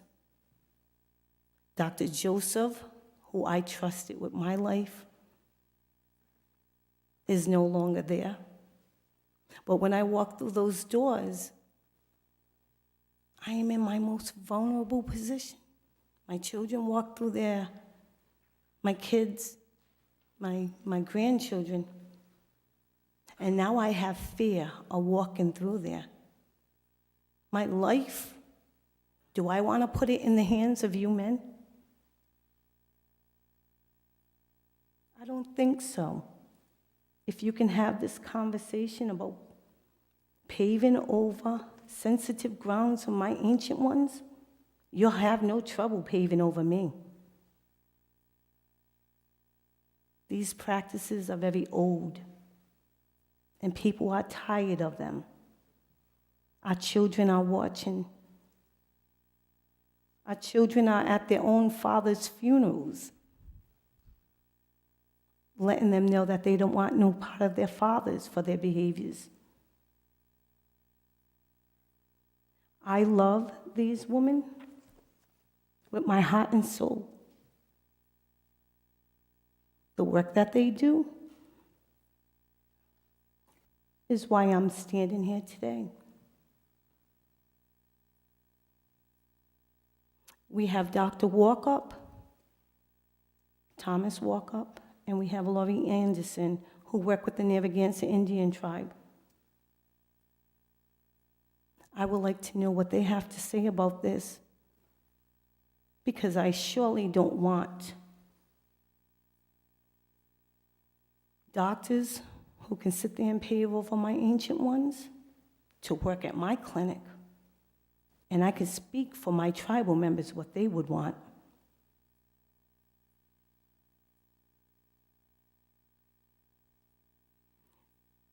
I'm very heavy at heart right now because I do not expect this from a hospital. A hospital. I know you are charged with the responsibility of keeping it afloat, generating money to pay your doctors or whatever bills you have to pay. But you're not going to do it over my ancestors' bones. This state has done too much to erase my people. They dug up these houses along the ocean, throughout Rhode Island, under bridges, and they have erased my people from those areas. We are not mystical creatures. We are here. They have taken our name, the town of Narragansett, walking away with the Narragansett name. I hear townies saying, yeah, us Narragansetts. No, darling, you are not the Narragansetts. We are, and we will not be erased.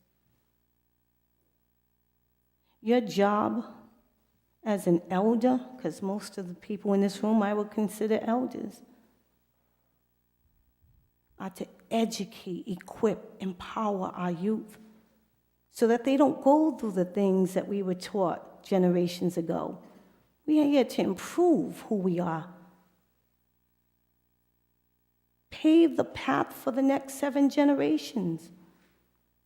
And again, and I speak to you, nurses, particular, because you are very ethical. You are very moral people, and I don't want to lose the way that I look at you for nothing in this world. My grandson is going to start his own little campaign and let his friends in school know about what's going on. I have 36 nieces and nephews who are going to begin their campaign. They are going to know. You're not going to hide behind committees. You're not going to hide behind a board. I want your faces, your names, and I want your children and your grandchildren to know exactly what you're doing. Let's not talk about putting 3 feet of soil over my people and then it won't disturb my ancient ones. Let's not discuss anything, because if it were you, and I learned that you're ancient ones, if there was a shred of evidence, we would have had it roped off and protected for you, because that's who we are. We would have respected your elders. We would not be in this room today. We went to go visit that area. There's dogs going to the bathroom, people doing what they're doing. After you learned what it was. There's no love for the Narragansetts here. And I don't see myself walking through South County Hospital at all anymore. I will look for Dr. Joseph. I will find him, and I will be at his office. I will find specialists elsewhere. Because if you are the person, the people that are in charge of administering my medicine, my care, my health, and you have plans in those notebooks to pave over my people, I want no part of you, because I don't know what will become of me. I don't trust you. And that's sad, because I have always.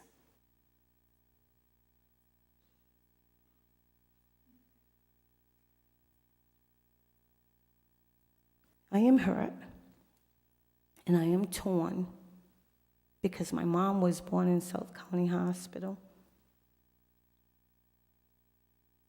It's just been us. You know, we always went to South County Hospital.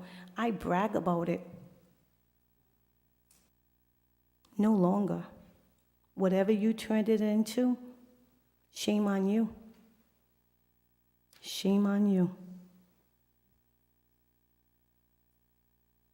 I am speaking in spirit. I am speaking from my heart, and if you can't feel that, then again, shame on you. I don't come with pretty words. I don't write notes. I don't plan 10 years ahead or 5 years ahead. I don't sit down with a master team of professionals. I speak to you right from here, the place we all should speak up from. So, I just want you to know that the world is watching you. Thanks to social media, thanks to TikTok. We never had a platform before, so you were able to get away with these tactics. But now everyone has a phone in their hand. Everyone is being exposed. And you too will be. And I hope it doesn't have to come to that. I would love to walk through the doors of South County Hospital and be embraced by these beautiful women, all of them, and trust that my care is in the best hands possible. I don't have any more words, but I do hope, again, that you feel me and that you carry my message with you, and that my words echo for my elders beyond and for the future of the next 7 generations to come. And those will be my words. Inich, Nien, Inawa. Let my words stand. Aho.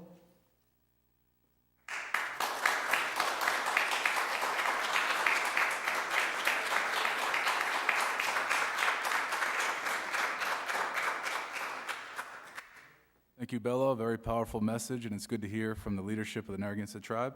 At this point, we are still going to invite people to come up and speak, but we are instilling the 3-minute max.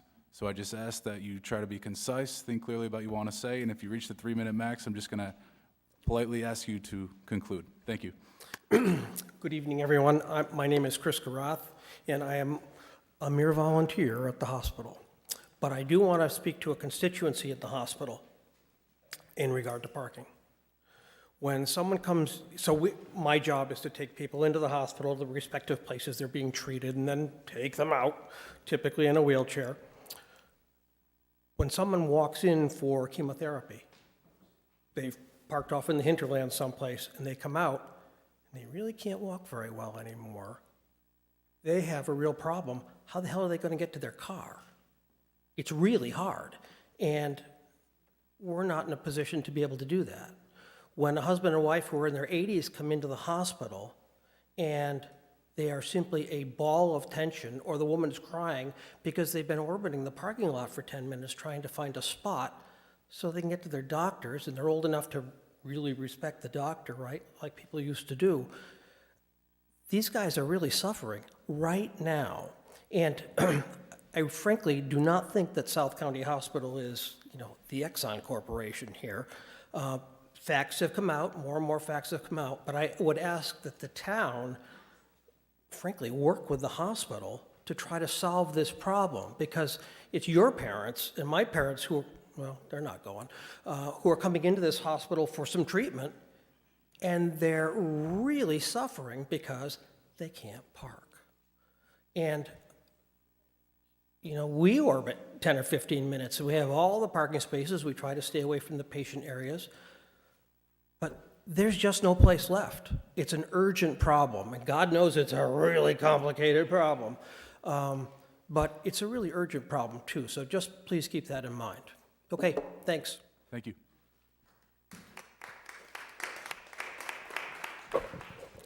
Good evening. My name is Debbie Suggs, and I am a resident of South Kingston.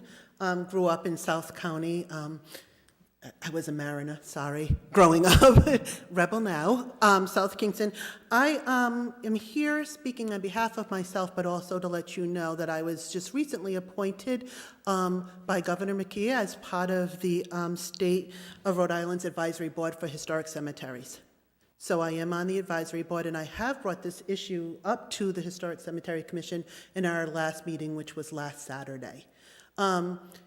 Couple of things I want to clear up for you, some questions that came up, my own thoughts on this. I travel around the state of Rhode Island presenting at different organizations, libraries, and community groups regarding historic cemeteries. And one of the things I talk about at every meeting when we go over, we talk about funny stories related to the people interred in different cemeteries, how to preserve cemeteries. But one of the things I end with every single time is that historic cemeteries are museums.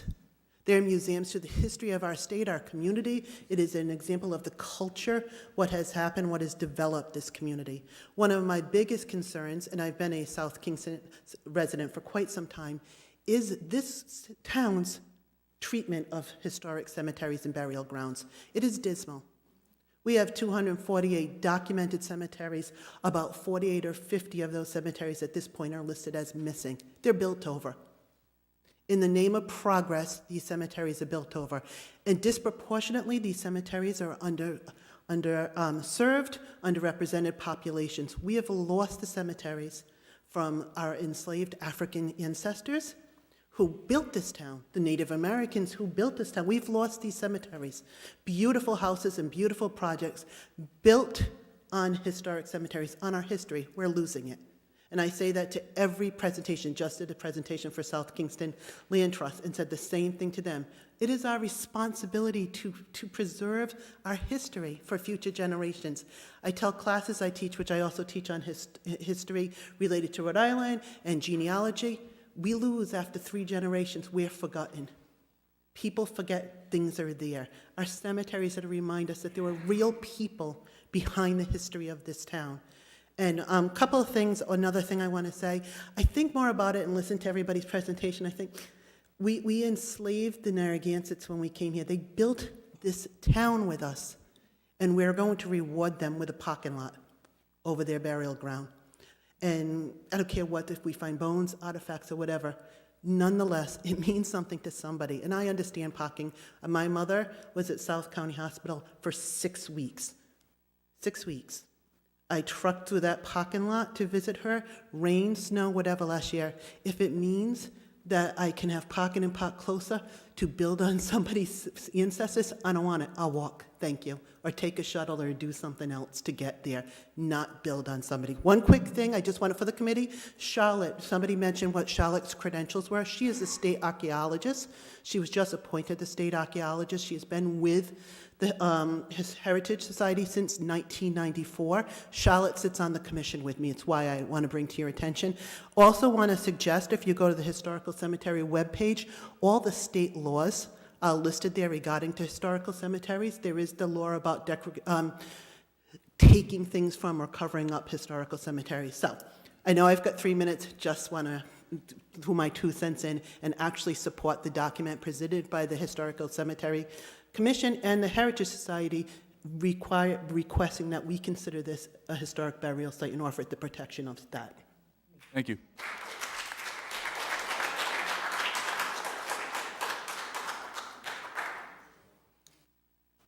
Good evening.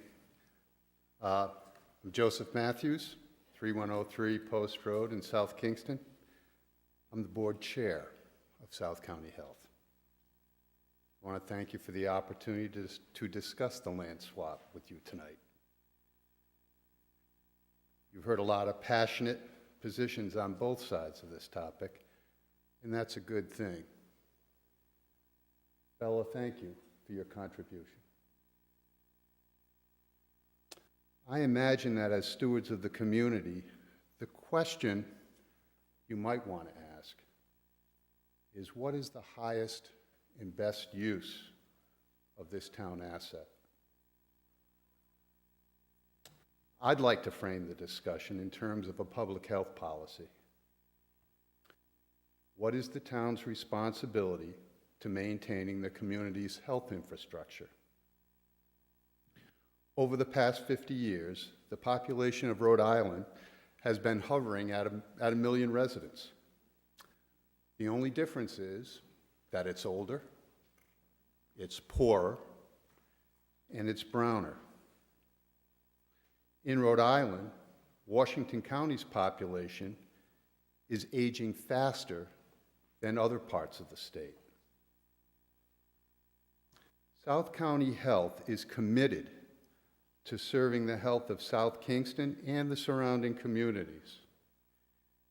And we've earned national accolades of delivering the highest levels of quality and patient satisfaction in a community health setting.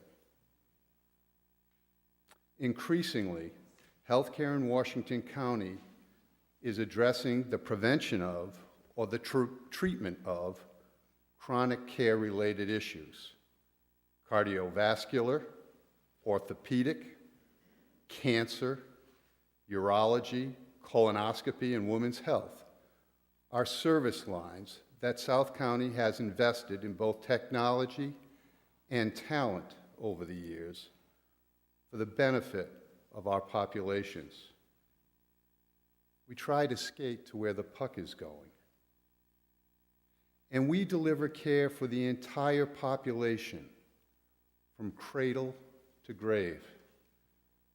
South County Health is the only birthing center in Washington County. Last year, we delivered 700 potential voters. Not all service lines are profitable.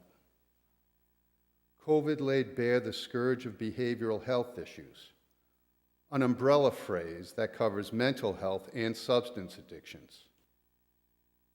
Not everybody knows that Washington County, of the 5 counties in Rhode Island, has the highest suicide rate. It has the highest attempted teenage suicide rate. Yet at South County Health, we see this every day in our 15-bed emergency department, where we have to observe these tortured souls, sometimes days at a time, until beds become available upstate, because we're not certified Sir, as a you are behavioral past the health. 3. I just want to politely ask you to sort of conclude.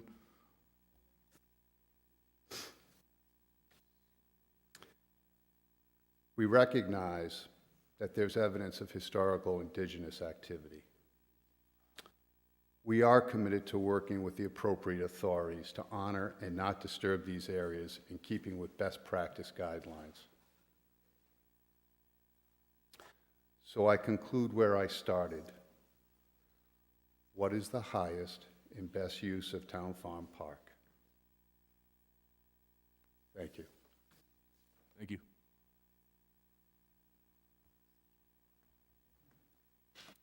Yeah, Austin Smith. I live in Matunic, 28 Upper Farm Way. I think we've heard from people on both sides of the current issue today that there is wide respect for the health care that is provided by South County Hospital. And I think we should never forget what an asset this hospital is to the community. What I would like to address, though, is the fact that all hospitals in the state of Rhode Island right now are losing money.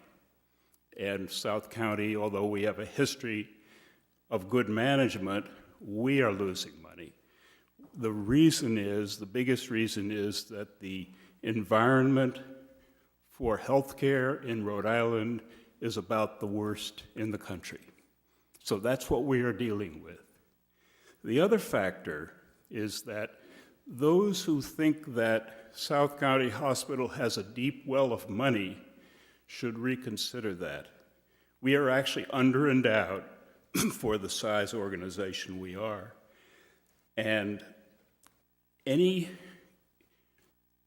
expense that we are forced to make, there's no question but who will have to pay for that, and that is the townspeople, one way or another. That is, there is not a well of money that can come from to provide, for instance, a parking garage, many millions of dollars. So some of these are not issues. It's just something to consider, that when the hospital is forced into a higher expense solution, the townspeople have to pay for that. Thank you.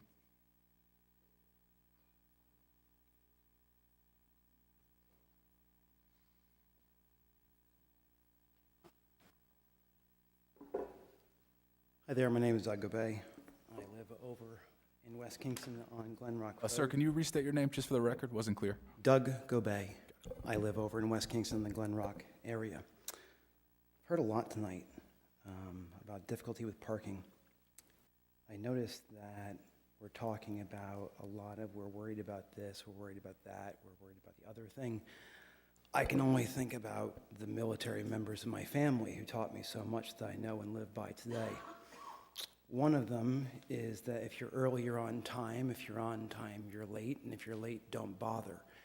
If you're worried about parking, make sure you build that time into your agenda. You don't just have the transit time from your house to the doors of the hospital. I also look at the maps, both from Google and GIS, readily available online for free. Dozens of parking spots available in all of them, readily available and ready to go. Additionally, on top of that, we look at, the idea that we really don't need anything like this out on Glen Rock Road. Just less than a month ago, we had an accident on the road. I would encourage those people who haven't been out in that area to go and look at the roads. It is very dark. The most common route that you would take from Wakefield, if you were to even go out, which no one probably really would, all the way out there, you're going to be crossing a one-lane bridge that is poorly marked. You're going around 3 blind turns. We have accidents all year long. I know. I hear them. I live there. So we have additional issues with that. We have no infrastructure out at Glen Rock right now. We do have infrastructure right here. We literally have a bird in the hand, and I don't know why we would not put that into our consideration. With all the bureaucracy that surrounds this. I'm left thinking about Occam's razor. If all things are considered equal, the simpler solution is oftentimes going to be the better of those two solutions. We have a bureaucratic red tape quagmire, or something that would be a lot easier. We can look at other solutions that we already have talked about tonight for possible parking spots. We're seeing more and more self-driving, shuttles that have been discussed, all of this nature. I apologize. We certainly are not getting something that's comparable in comparison. If we lose a ball field, we'll have no such thing out at Glen Rock Road. I guess without taking too much of my excess time that I still have here, we're already seeing more and more of the public looking harder and harder onto this. I feel like we're only going to garner more and more attention, and this is something that the town does not need, is bad publicity. I quote Louis Brandeis, Supreme Court Justice, truth unto its innermost parts. Whatever is here to be found will be found, it will be publicized, and we will live with it in perpetuity. Thank you.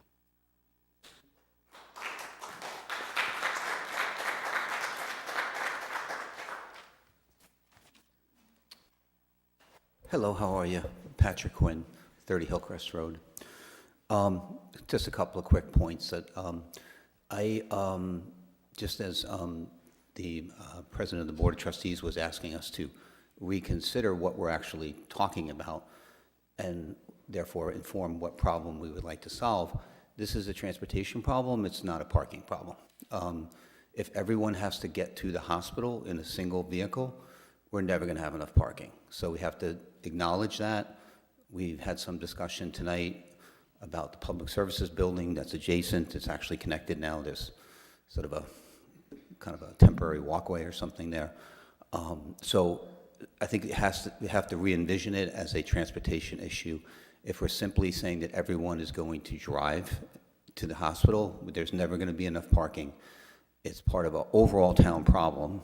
People who are outside of the town of South Kingstown probably don't have any other alternative, but people who are going there regularly, employees, visitors, you know, we owe them a predictable parking situation, and if everybody's going to drive, then it's never going to happen. So we have to start with, are there other ways that people can get to the hospital, whether it's shuttle appointments, whether it's carpools, whether it's whatever it may be. The second point that I'd like to make was echoed, and I won't even try to go near it because it was more than eloquent. It was deeply moving. When you take something in perpetuity, you take it in perpetuity. We're not talking about some other situation here. We're talking about a parking lot taking the place of a park where we took money multiple decades ago and said that we would keep it there.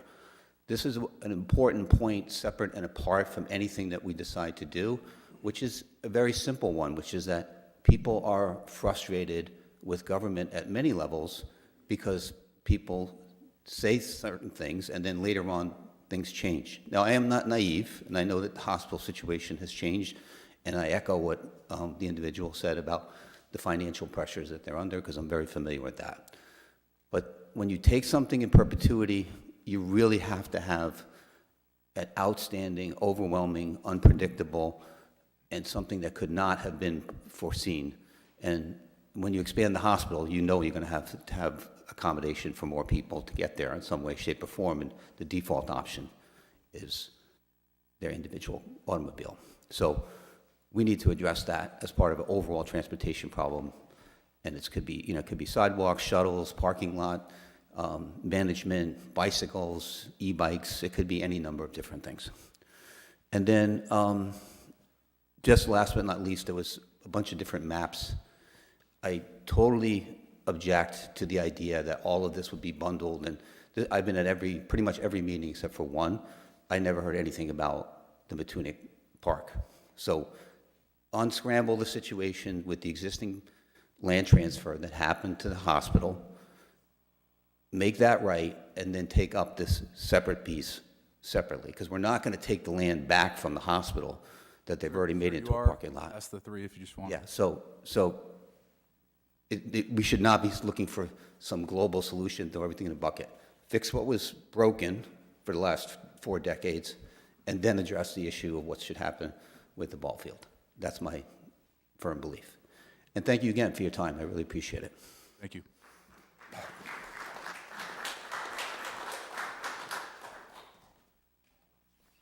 Good evening. Rory, could I get dispensation on 3 minutes to address the councilwoman's question relative to primary care? How many minutes you need, Aaron?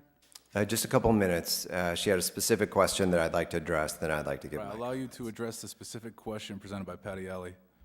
Okay. With respect to primary care doctors. Yes. So the question was relative to primary care physicians, and that we've had a couple of physicians leave. And then I think an assertion was made that all of our physicians are leaving, which I definitely want to refute. In fact, South County Health has invested well over $3.5 million of loss in employing primary care physicians. We've actually grown our ranks. Really the root cause of turnover, not only for nurses, but for physicians in the state, is the under-reimbursement within healthcare. Rhode Island, as another individual indicated earlier, is the most poorly reimbursed state in the nation when you take into account cost of living. And so we've seen nursing turnover rates at 25%, physician turnover rates significantly commensurate with that. And so, and Rhode Island has one of the highest vacancy rates of nurses and physicians of any state in the country. And South County Health is not immune to those market forces. And that is really a key factor in the $150 to $200 million that will be lost by the health system this year.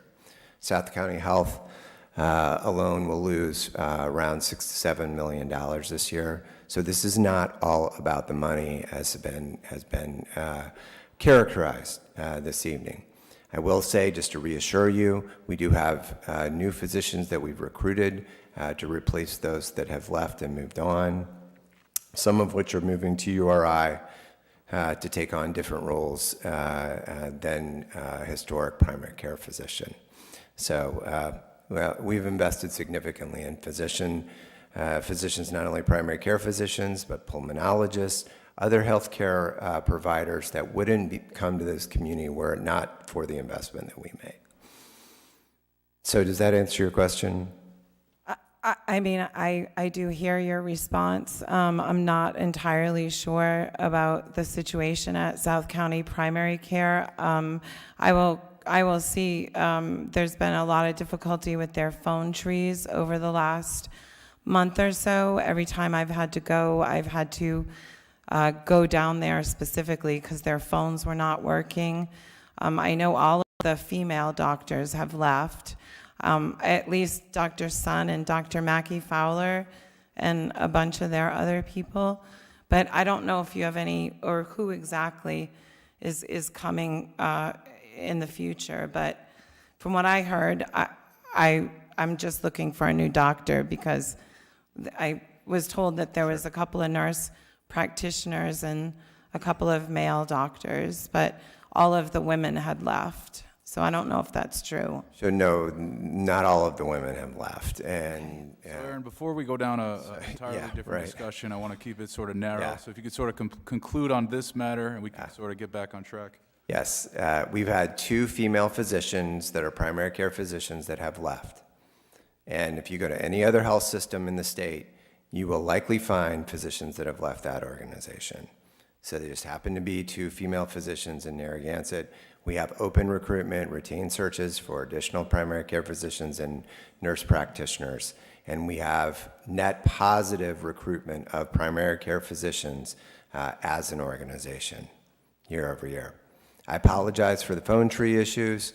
Again, we're trying to address all these issues, but they take money, take a lot of reinvestment dollars, which we don't have margin to reinvest at this time.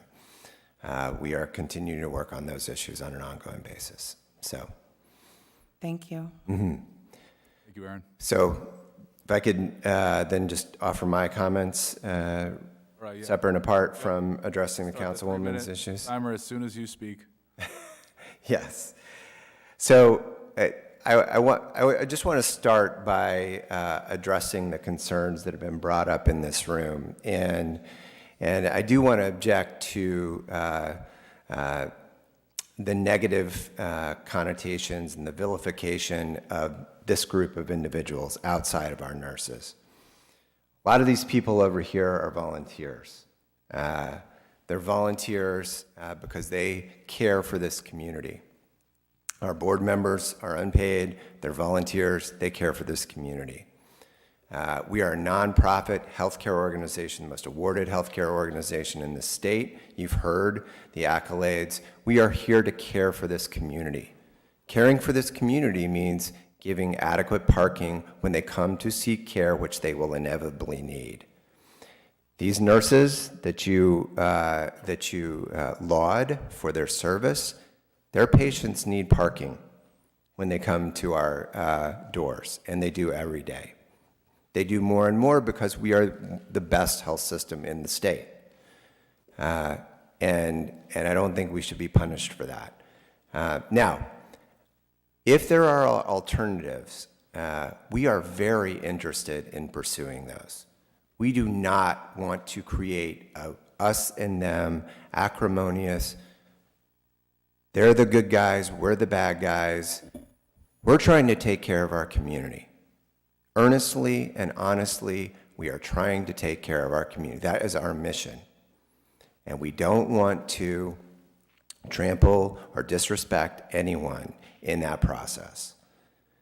But that takes parking. So if it means that we don't want to move forward with Town Farm Park, what alternatives can we explore that could truly be win-wins? A lot of our staff comes from north of the towers, believe it or not, because they can't afford to live here. The median home price in South Kingstown is $600,000. If you're a nurse or a patient care technician, make an entry-level salary, or a food services worker, you cannot afford to live here. And charging them for parking or putting them off-site on parking is not tenable. Building a $15 million garage and driving stakes into the ground, deep into the ground, will not respect your ancestors either. It'll be an eyesore that will be every bit as controversial as paving Town Farm Park. So we have to explore win-win solutions that are feasible, and we are all for that. We are all for that. And that is a message I just want to get across to you. It is in pursuit of serving the community. We are not here to harm anyone. We are actually here to help you. I want to implore you to give us the benefit of the doubt in that regard, because that is our mission. And everybody here is trying to do that. It's not about making money, it's sustaining our mission. That's all I have to say. Thank you, Aaron. Thank you.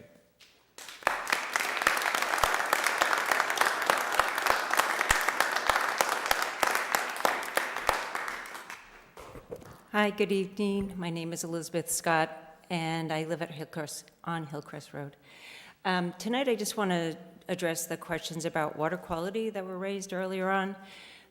Just by way of providing my credentials, I worked for over 30 years at the Department of Environmental Management and the Office of Water Resources, where I oversaw staff who were assessing the quality of the state's waters and then developing very detailed and regulatory documents called Total Maximum Daily Load that basically are water quality restoration plans. So for those waters that are impaired, that do not meet water quality standards, under the Clean Water Act, states are required to develop these very technically and legalistic documents. I oversaw that program from its inception. So just to be clear, Point Judith Pond is considered impaired, all of the whole pond. The upper pond is impaired for bacteria, which is primarily related to the marinas that are there, but also the discharge that comes down from the Saugatuck River and the whole watershed, but also the immediate land. Every increase in the amount of impervious cover, i.e. parking lot or rooftop, will lead to increased stormwater runoff. Yes, there are state requirements that you provide treatment for up to 1 inch of runoff that's created from this new pavement that you've created. But we all know that there are storms that are far greater than 1 inch. That's going to capture a lot of the storms, but there's still storms that are larger that are going to be flowing untreated into our waters. Currently, I would not go swimming in the upper pond. It's supposed to be suitable for recreational use, swimming and boating. When I go kayaking there, I go home and I wash my hands immediately. I also, as part of my responsibilities at DEM, I oversaw the shellfish program. DEM has had to close more and more of the shellfishing grounds under extreme rainfall events so that the aquaculture operations are now really threatened. Their livelihood is threatened when we get more large storms, that DEM is going to close those waters for a period of time. Every increase in the amount of pavement incrementally leads to further deterioration. I can just say that unequivocally. So I would encourage you to think globally about addressing the problems at the hospital. I encourage, this can be a win-win, and I hope that we can be all proud of the town of South Kingstown and actually thinking really innovatively how to address the hospital's parking issues, working with them on maximizing the available parking that they have on their property, thinking about what are the opportunities to be able to improve our transportation system so that maybe more people could take a bus if they're going to visit, or that there's other ways that we can basically get people there. So I just encourage you all to think in outside of the box and innovatively, and make us be a town that we can be proud of. Thank you.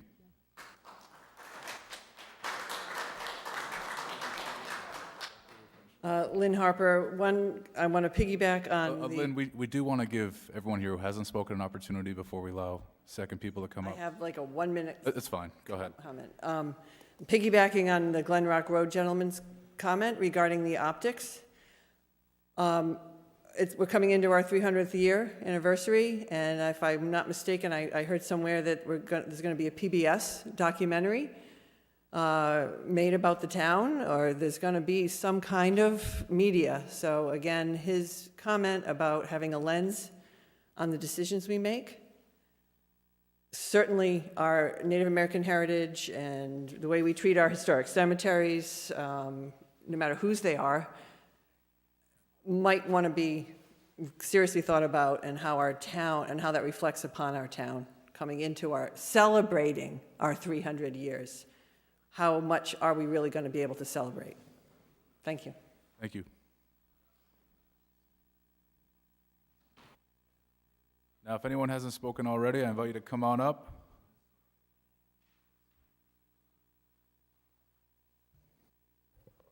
Susan Benson, Hillcrest Road. I signed the petition, and I agree completely with what Lynn is doing. Thank you. Askokwazan. My name is Randy Noka, Main Street name, Paponia Quasham, my tribal name, Winter Wolf. And I'm the town of Richmond is where I reside. However, my ancestors were the Aboriginal residents, if you will, of this territory. It was just mentioned, 300th anniversary coming up. Long before this town was thought of being incorporated, my ancestors were here. This area we're talking of, a parking lot, and it's not about a healthcare issue. It's about respect, about morality. It's about knowing what should and shouldn't be done. It's nothing to do with the health care that South County Hospital provides. It's doing the right thing. I can only imagine that where this building is, where all the houses are, certainly where the hospital is, it's probably a culturally sensitive area that my ancestors used one way or another. Across the into town in Narragansett, Salt Pond Plaza, the biggest site ever found in this country, sensitive, culturally sensitive to my people. It's not about health care. It's about doing the right thing. I appreciate all the questions that the council asked earlier. And I got the feeling that you understand what the issue really is. It's not about going to the hospital and getting the care you need. A gentleman spoke about transportation. How many times is there a patient there, 3, 4, 5 family members come to visit, 3, 4, 5 parking lot spots are taken up? It's not about health care. It's about doing the right thing. And if I could put it in no amount of fill, no amount of cover, anything that's done in that area now, it demands NAGPRA, Native American Graves Repatriation Act. John Brown, Historic Preservation Officer with the tribe, has to be involved in those efforts if tests are done. Frankly, I think it should be a foregone conclusion. That should be done. The consideration of putting a parking lot in that area should be done. Frankly, how many people would really want to use that area knowing what's in there, what's underneath? My ancestors, a sensitive area, burials, who knows what could be found if more tests were done? And dare I ask everyone in this room, raise your hand if you would want where your loved ones buried paved over. Raise your hand right now if you would want that done. I forget who asked it earlier, the Veteran Cemetery. There's no way you would consider it being done there. There's no way you would consider it being done where your loved ones are buried. But yet, it's only the Native Americans. Oh, it's only the Narragansett. Dare I say this, not one more time should it be done. All the things that have been done in this country, in this state, in our territory, was well beyond what is now Rhode Island. All of southern New England was a territory of the Narragansett. All of southern New England, not just the whatever 100 acres or whatever that the hospital sits on. All of southern New England. And now we have a 2,000-acre reservation surrounded by Charlestown. Sir, you are past the 3 minutes. I just want to politely ask you to conclude. I respect that, Mr. President. I appreciate the opportunity to speak here tonight. Not one more inch should be covered or taken of where ancestral sensitive areas of the Narragansett lie. Not one more inch. Thank you.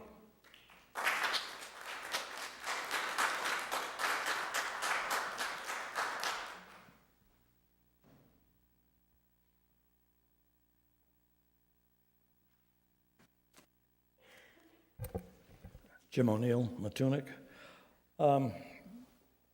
Certainly appreciate what Mr. Matthews and Mr. Smith and Mr. Robertson has said this evening. I wanted to answer Councilwoman Alley's question too about primary physicians, because just a few years ago, a couple of my real estate sales were over in the Pawcatuck Westerly area, and the main reasons, the Blue Cross and equivalents pay a whole lot more and a whole lot faster in Connecticut, and that's also true of Massachusetts than Rhode Island. So I think we all understand the problem here. It's unfortunately a monetary issue. I wanted to bring up something, though, that I'd like you to disregard, and that's in the world of petitions. Because I'm going to give you a quick story of my town council members for 6 years, from 2010 to 2015 and 16, where we were trying to save the area where the ocean mist is. And we all know the ocean mist. If we don't, then you'll live a very sheltered life. And it was quite a battle because the road had been undermined by major storms, particularly the one that was famous in the movie for the perfect storm. And we're running out of time with the next horrible nor'easter. And we fought one of the business owners down there, 5 of us, Mrs. Whaley, Mrs. McEntee at that time, all council members, Kathy Fogarty, a council member, Mary Eddy, former wife of the president of the URI, and myself. And we fought for 6 years in what we really got clobbered with on a daily basis. First 10,000, 12,000, 14,000, 16, 18, 20. We were up to 25,000 signatures, damning 5 of us and our staff and our town manager, Alfred, here at Town Hall for what we were doing to the ocean mist down there. Yet, here we are today. I get nothing but accolades today. How did you stand it? And the standard is because what your standard's going to be is looking to the future. We had to look down there of over 500 households, half of them Mary Carpenters. We had to look at rescue. We had to look at hospital emergency services. We had to look at EMS, the rescues. We had to look out in the future. Now, we all know sea levels are rising, so on and so forth. Do we have 10 more years? Do we have 50 more years before the place is inundated? There was no moving back, no moving forward, no moving sideways. But we had to make a decision based on historic. That area was, you had some homes 200 years old. We had to look at public safety and the health of those folks. And we did the right thing. We had to look out in the future, not in the past. And I know I'm out of time here, but I can address some of those issues, which I'd like to, because I'd like to bring some books in at some point on the heart of the Narragansett Federation, if you will, especially at the Warden Pond Road, the Great Swamp, and particularly back in 1675, when they were wiped out by the Puritans, mainly from Massachusetts and Connecticut, and a very sad day in history, and one sadly is kept forward into today's world. Anyway, thank you very much. Thank you, Jim.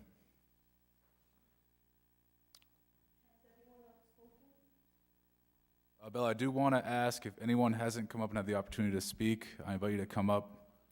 I know there's a lot of people here, and I'm sure some of you just want to give the opportunity now if you haven't spoke. This will be very brief. Go ahead. What he just mentioned, all of the writings, all of the teachings, everything that he has learned and everything that he has known has been written by the victor. It has been written by the colonizer.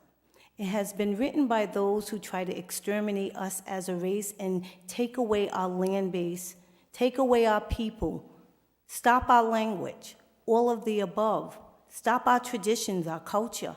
These are the people who wrote the books and put into place all the laws to take away our land. So if you're going to read it with an open mind, that it is the voice, the words, and the echoes of the colonizers, but you will not hear a word or a book written by the Narragansett Tribal Nation to tell their story. We have an oral history that is just as great and is more truthful because we have nothing to lose. So, with that being said, listen to what he said, read what he said. But I believe you all believe that Columbus discovered America for over 400 years. Figure that one out. Aho. Thank you. All right. If anyone in the room has not had an opportunity to speak but would wish to, I invite you to come on up. I'll give a few seconds here just to see if anyone wishes to. You came out tonight. I encourage you, if you haven't said anything and you wish to, come on up.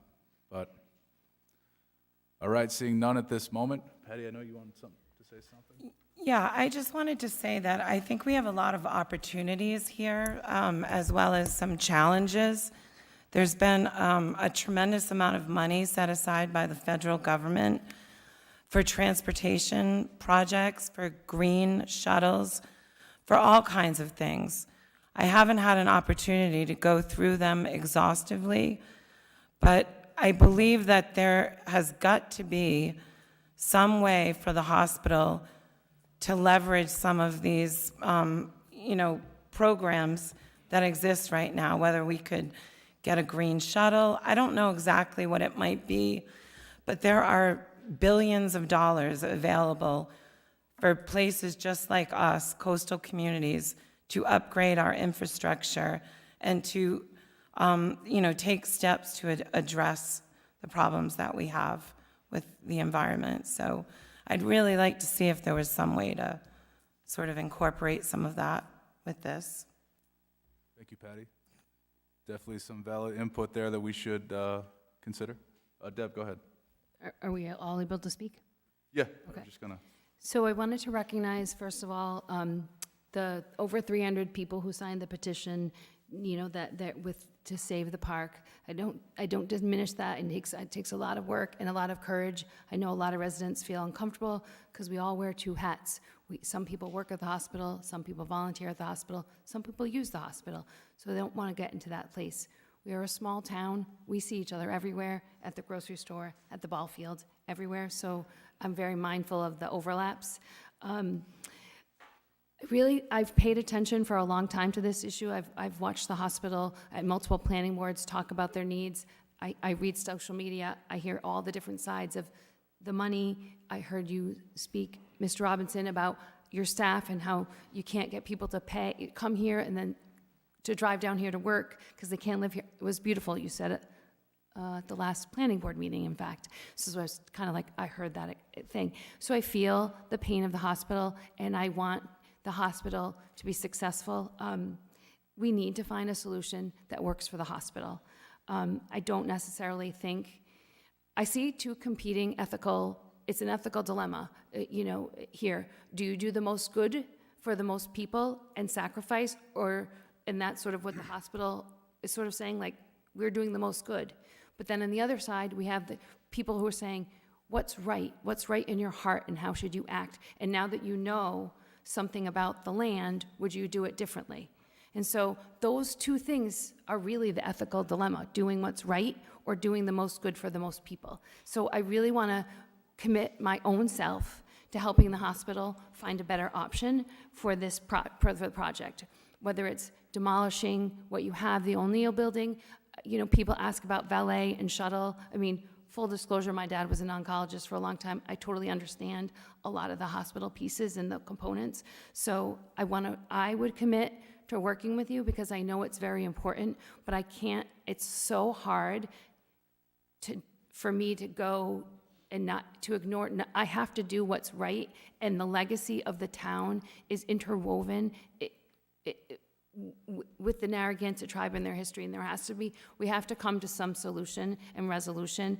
I would like to make a motion tonight that we cancel the land swap currently that's being considered, formally withdraw the application that we're submitting, and direct the town manager and the town staff to find a better solution with South County Hospital, whether it's property we own, they own, whatever. But we should cancel this at the very next meeting. I want it on the agenda. I'm motioning for it to be on the agenda next. Sorry, I know we can't vote on it tonight.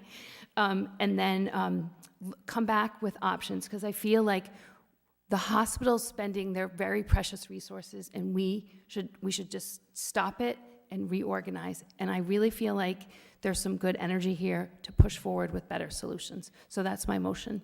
I want to second that motion.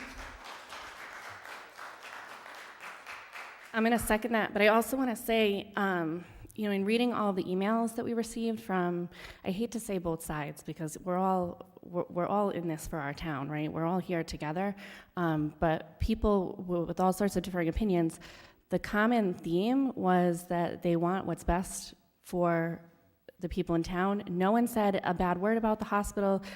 People are pleased with the services provided by the hospital. They want to see the hospital be successful.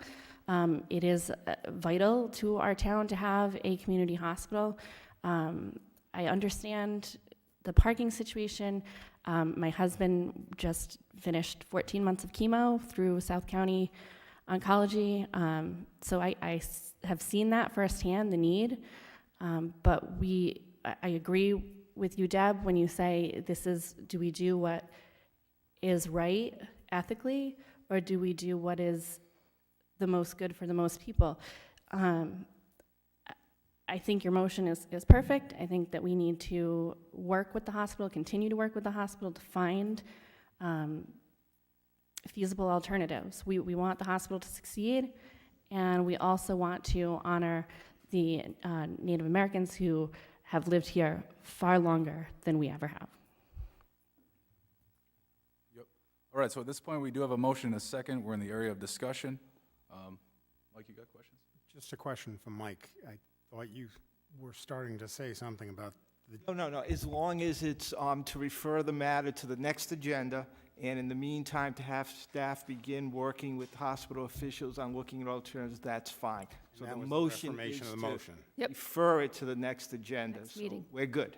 Next meeting. So I have Yeah, this, and just for the public and all of you, I know Jessica and Rory and Deb, you all know that this subject has been before the Attorney General's Department on an Open Meetings Act violation, which the town prevailed on because we do it the right way. So Right. this is the right way. Right. We're not voting on it tonight. We're voting on it at the next meeting. So I do have a few questions. I'll make a few statements first. Now, I think it's clear and obvious that no member of this council has an appetite to move forward with the land swap at this time. I think, we've heard a lot of credible sort of testimony, I'll call it, as to new developments, and those are important developments, so we need to consider those and not take that lightly. But there's no doubt about it, we all have an interest in helping the hospital. Aaron, I'm happy you came up. I'm happy you asserted that you're open to alternatives. I'm open to alternatives. I think everyone up here is as well, and I hope to pursue those with great diligence. My question, Jim, is by the next meeting enough time to do the diligence required to figure out alternatives? Mr. President, I really don't think that is enough time. As you're saying this, my next step would be to meet with the hospital administration to see if that facility would meet any of their needs, and then we'd have to come back to determine, okay, we would be displacing about 20 employees in the EMS, so that would be a major concern, especially the EMS. We've committed to $550,000 in renovations to that property about 3-4 years ago. We cannot displace EMS. That is the most integral part. So we would have to work with the hospital to see if we can work together in a, private partnership to see if we can accomplish their needs and ours as well.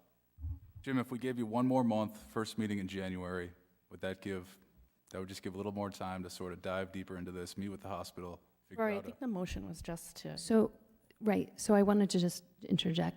The motion is really to cancel the land swap at the next meeting, and we can direct staff to take as long as they need. I want the best solution, and that's not, sometimes the quickest solution is never the best solution. So I want to vet all the solutions and have the town staff work, and I just want to give the communities that have spoken passionately to pause, that we actually do stop progression of the application, and then however long it takes Jim and Jamie and Luke to figure out whatever they need to figure out is fine with me. That was my intent of the motion. Okay. So it sounds like that the application has not been submitted, and you would need council affirmative action to direct you to submit. Is that correct? Well, you'd need an affirmative action to not submit it because the standing council vote is to submit it. So you would need this on the next agenda to ask them, don't submit it at this point. Pause that process, really. That's my motion. And in the meantime, consider other options.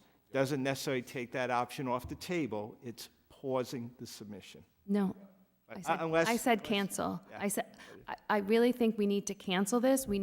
There are so many options that we need to pursue. I mean, I'm sitting here thinking about, I know that they use Marina Park, whether or not that's an arrangement or they're parking at Marina Park. Wakefield School is not open in the summer. If that's the summer issue, people are asking, is the valet still going? Mrs. Harper asked, is there still a shuttle? I mean, it's just fundamental things, and then there's all the properties. So the motion is to cancel the application at the next. The application, correct? Yes. It hasn't been submitted, so it's a cancel. So let me clarify one thing. There was, because I don't think I said it in the correct way earlier, so I'm going to clarify. There was initially an application to DEM. It was never passed on to the National Park Service because there were holes in the application.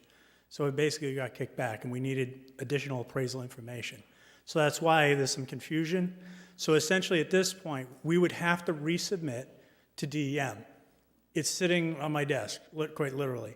So if this body chooses to not move forward with that, no harm, no foul, we'll notify DEM we will not be moving forward with that application process. So the motion is to cancel the land swap so that the community knows we are not going to use Town Farm Park as part of the needs that the hospital has clearly identified as needs at the next meeting. Yes. And then Okay. direct And town then, staff. Jim, I'm hopeful that maybe by the first meeting in January, we can just have an update as to preliminary discussions with the hospital and preliminary ideas as to displacing the current staff that's in the Public Works building and how we would move forward if we could do that.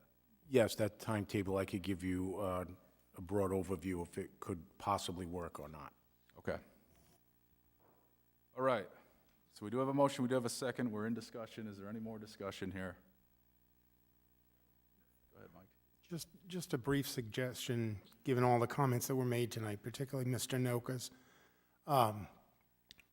If it helps with the staff and the hospital, the council is looking to help. By the same token, to use a phrase from your own profession, our first objective is do no harm.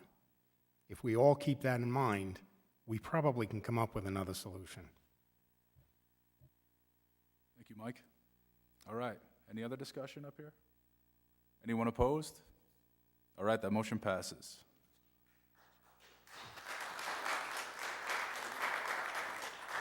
All right, I know a lot of people came out for this item, so I'll allow about a 60-second recess to allow everyone to exit.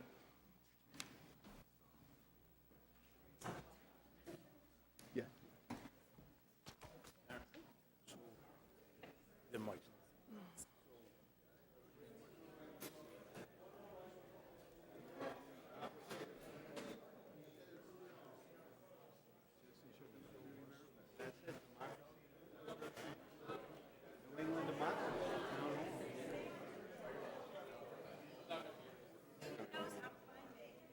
If I see you tomorrow, great. If not, call me another time.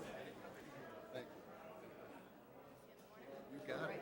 A little before 9. You'll be down there. Thank you for coming. See you later. Hey. Oh, thank you. Well, good. Thank you. Thank you. I didn't think I had gone 3 minutes, but he was quick to point it out. That's true. They took one of the two solutions off the table, shorter than all that other stuff. Nonsense. I think they're still going to talk about what is now, I guess, what I still call the old police station. Right, I do too. But you have the same, you have to do an archaeological analysis over the two. That's what that was. And they have a good one.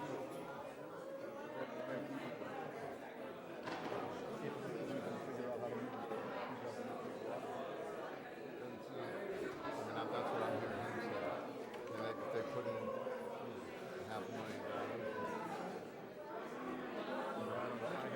$15 later, You need land for public works, and who knows where they, I don't know anything about what they have for land. Glenrock.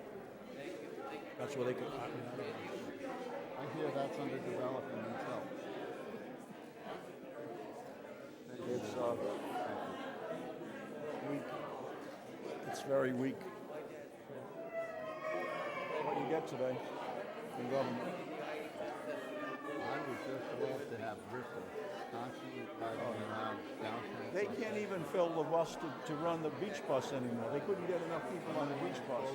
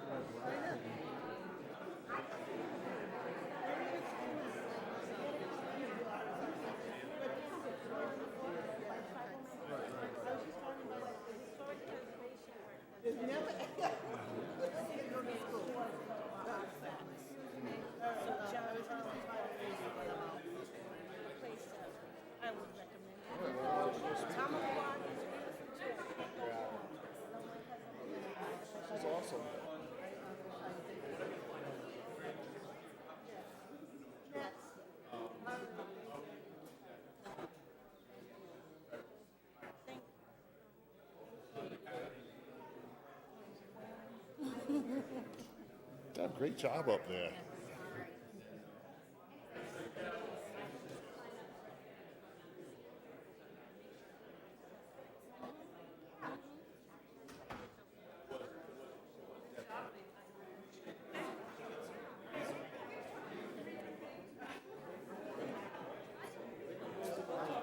Good to see you again.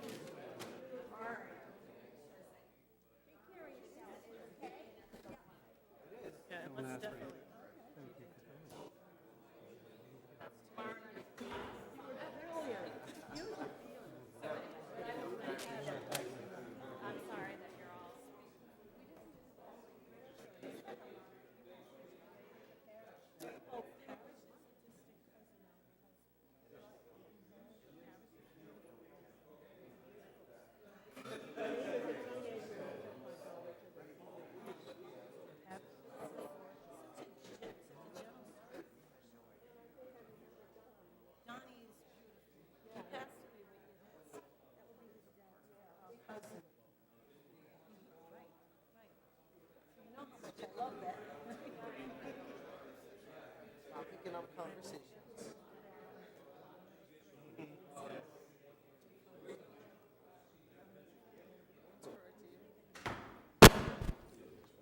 If you feel corrected, that means you're wrong.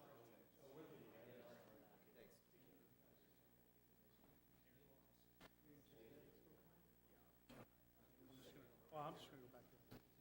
Oh, excuse me.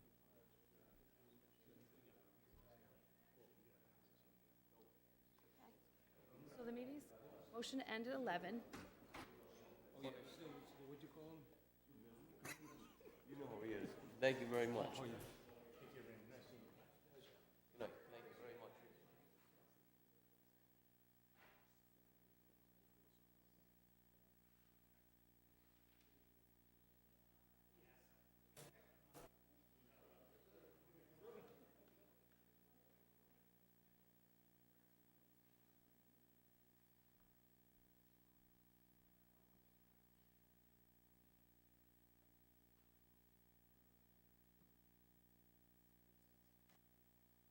All right.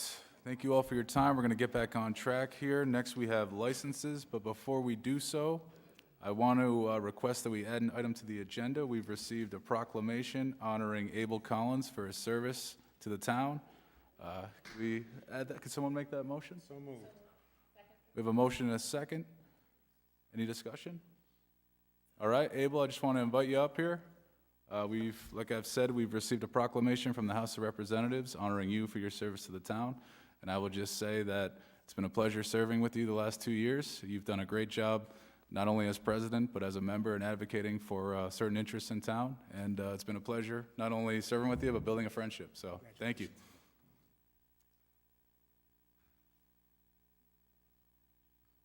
You want to say a few words, Abel? We invite you to come up.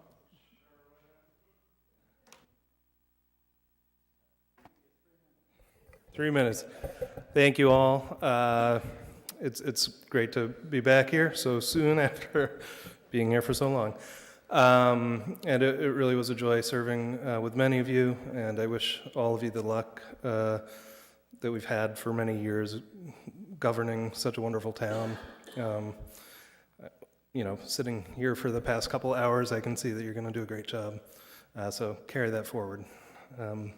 I would say one thing, that after 8 years on the council, I noticed, I go, as part of my job, talking to people throughout town, and, so many of them have no idea who I am when I tell them who I am. And I'm like, that's fine. I totally expect people not to know who you are as a town council member. They probably don't know their state representatives, state senators, on up the ladder. So what you're doing is really a labor of love that's almost like a glorified volunteer position. And the rewards are not in the accolades and notoriety. It's in being able to do good things for the community, changing policies that make people's life better for the next 7 generations, as people were talking about in the previous item. So it was my genuine pleasure to do that with town staff, some of the greatest staff around this whole state, around the whole country, I'm quite sure, over the years. And thank you for making it easy for us. Thank you, Abel.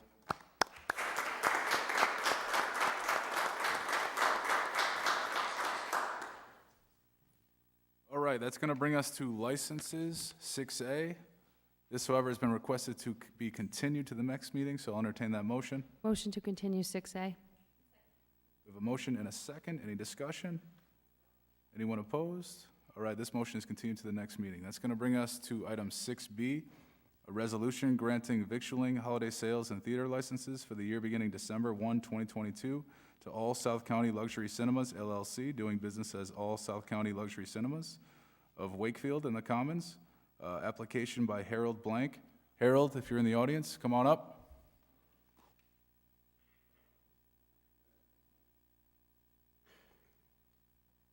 Good evening, Harold.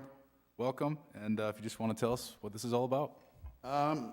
In simple terms, the cinema business, which has actually had a rough few years, and actually we're still on a quote-unquote rebound, but over the past decade, I would say, there has been a lot of growth in what the concession industry in our business is, to include beer, wine, and some spirits as part of the offering at the theater. It really has become a need, as well as I think people enjoy to have a glass of wine when they watch a movie. We're not a bar, it's really a different kind of place where you have a drink. And we understand also some of the difficulties when you own a liquor license and the responsibilities, and we take those very seriously. We card everybody. In Rhode Island, we're actually looking to put in a machine that somebody's ID will know that it's fake, especially when you have a college 5 miles away. Not to, say that they're bad, but there'll be a few. And it's pretty simple that it's really a needed item in our industry, as well as one that I think the people want. So that is it in a nutshell. And we're thrilled to be here in South Kingston with the movie theater. We've invested quite heavily over the last year to improve it, and we still have some improvements coming. But with pure luxury seating that's all heated and nice big screens. And so we're happy to be here and hope that the people of South Kingston are enjoying this form of entertainment that we think is important to the community. Thank you. Thank you, Harold. Any questions from the members for Harold? Yeah. And James, welcome as well. Thank you. Just thank you, Mr. President. Congrats on your elections. It's not a thankless job, but a very respectful of what you guys do up there. Again, my name is James Callahan. I want to thank Clerk Flynn for all of her help throughout this process. It's been a long stretch, and I think we have complied with basically everything we need, including the Division of Taxation, letter of good standing, and also Harold does own other movie theaters in Connecticut and Massachusetts, so it's a great experience. I think this is a great help to their business, especially in light of streaming and other opportunities to see movies these days. Thank you. I don't have a question. I just want to compliment you on the refurbishment of the facility. My wife and I were there over the weekend. It's a great spot.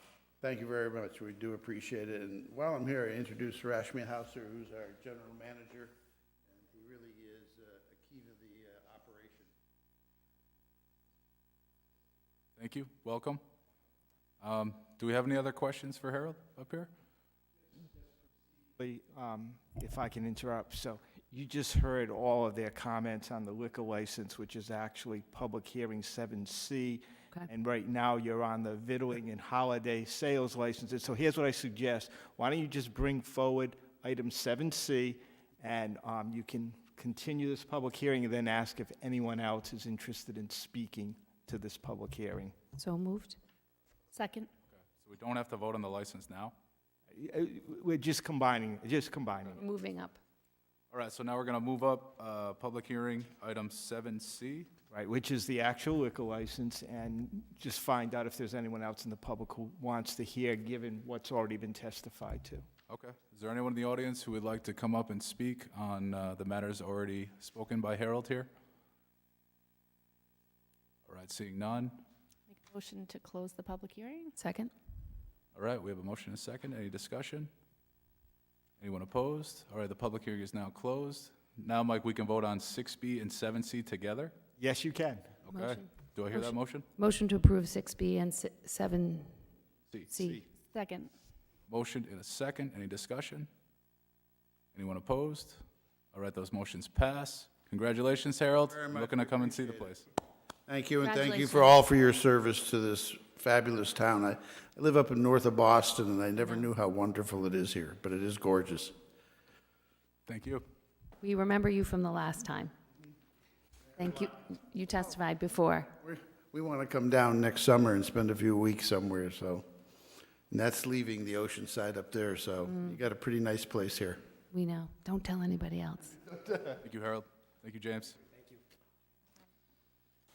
All right, that's going to bring us to public hearing 7A. And how I'm going to do this is I'm going to each class, I'm going to read the names of the establishments within the class. I'll look up, I'll ask if there's anybody willing to speak on that particular class, and then we'll keep moving forward. And at the end, I'll ask for a motion to close the public hearing. So 7A is a public hearing relative to the renewal of liquor licenses for the year beginning December 1, 2022. Said licenses are granted contingent upon the issuance of a certificate of good standing from the Rhode Island Division of Taxation, issuance of a certificate of insurance evidencing required liability coverage, compliance with all town ordinances and regulations, the payment of any municipal taxes, user fees, and lease payments in arrears to the town, and the correction of any fire code violations. Applications for licenses to sell intoxicating beverages under the provision of Title III of the General Laws of 1956 as amended have been filed as follows. Class A retailer, Jaber's Liquors Incorporated, PBL Incorporating, doing business as Liberty Wine and Spirits, Sweeney's Package Store Incorporated, doing business as Sweeney's Wine and Spirits, Wakefield Liquors Incorporated. If anyone is in the audience willing to speak on the Class A retailers, I invite you to come on up now. All right, seeing none, I'm going to move forward. Class B victualler, 629 Succotash LLC, doing business as Matunic Oyster Bar, ACL LLC, doing business as Audrey's Coffee House and Lounge, Apple New England LLC, doing business as Applebee's Neighborhood Grill and Bar, Bobby G's Incorporated, doing business as Bobby G's Pub, Cantina del Rio of South Kingstown LLC, doing business as Cantina del Rio, Captain Jack's Incorporated, doing business as Captain Jack's Restaurant, Chop House Incorporated, doing business as Chop House Grill, DPTA Holdings 2 LLC, doing business as Dragon Palace of Wakefield, Filippo's Twisted Pizza Wakefield LLC, doing business as Filippo's Twisted Pizza, Hannah's Bistro LLC, doing business as Duck Press, Hannah's Pub LLC, doing business as 210 Oyster Bar and Grill, Hang D LLC, doing business as Tong D Restaurant, JSR Corporation, doing business as Tony's Pizza Palace, Kabuki Kingstown Corporation, doing business as Kabuki Restaurant, Laurel Food and Beverage Incorporated, doing business as Laurel Lane Country Club, Matunic Pizza Pie Company LLC, doing business as Matunic Pizza Pie, Next Door Incorporated, doing business as The Pub, Oceanfront Lounge Incorporated, doing business as Ocean Mist, Old Mountain Lanes Incorporated, doing business as Old Mountain Lanes, Haliotti Family Enterprises Incorporated, doing business as The Flats, Phil's Kitchen Incorporated, doing business as Phil's Restaurant, Rose Hill Golf Club Incorporated, Surfside Thai Food LLC, doing business as Satang Restaurant, Taj LLC, doing business as Taj Indian Restaurant and Bar, Torre 2 Corporation, doing business as Trattoria Romana South, VGB LLC, doing business as Pasquale's Pizzeria, Napolitana, Wakefield Tavern LLC, doing business as Tavern on Main, and Yankee Foods LLC, doing business as the Muse Tavern. Just a question, Rory. Yep. When a business is no longer open, do they retain their license until they transfer it? Mike, I'm going to direct that question to you. I was talking to the manager. Go ahead. So one of these businesses has since closed. Do they still retain their liquor license until such time they transfer it? That's correct, Okay, yes. Because what's going to happen, as of November 30, it will expire. So this will keep it alive so it can be transferred. Thanks. It's part of their, like an asset, correct? So if anyone from the public wishes to come up and speak on Class B Victular, I invite you to come on up. Seeing none, we'll just keep moving forward. Class B Limited, Anderson Enterprises LLC, doing business as DB's Pizza. Baja's Express LLC, doing business as Baja's Taqueria and Grill. Calf Bar LLC, doing business as Calf Bar.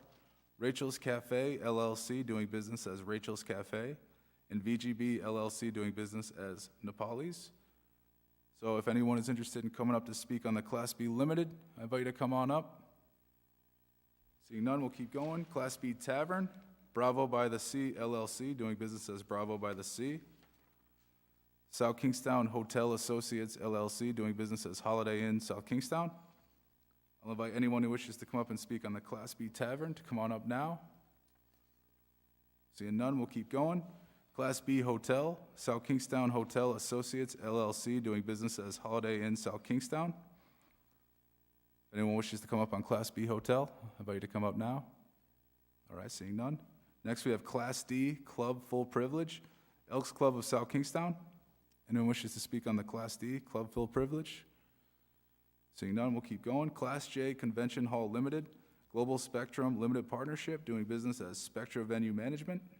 Anyone wish to speak on the Class J? All right, we'll keep going. Class T Legitimate Theater, Contemporary Theater Company, Pump House Music Works. South County Center for the Arts, doing business as Courthouse Center.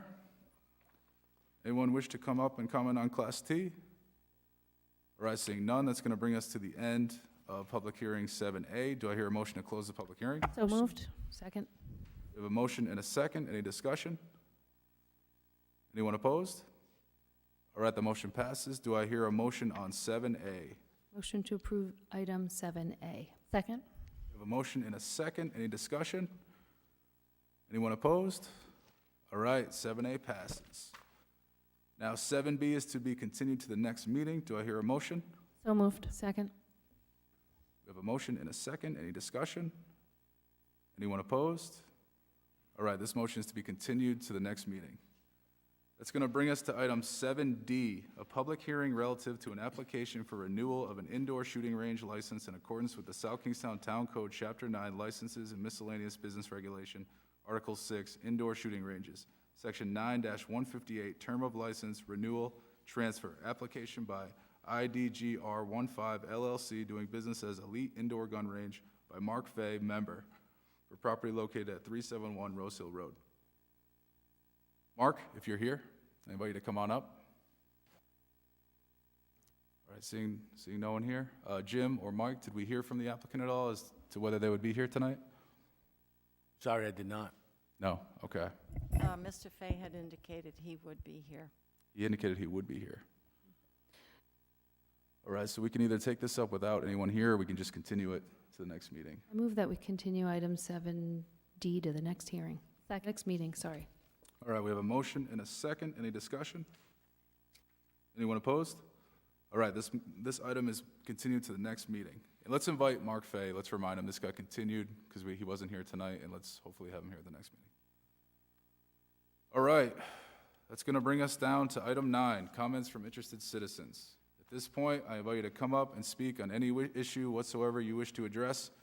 I'm going to ask that you limit it to 5 minutes, and I just ask that you identify yourself before you speak. And further, I just ask that you be respectful. So, with that said, first come, first serve. Come on up.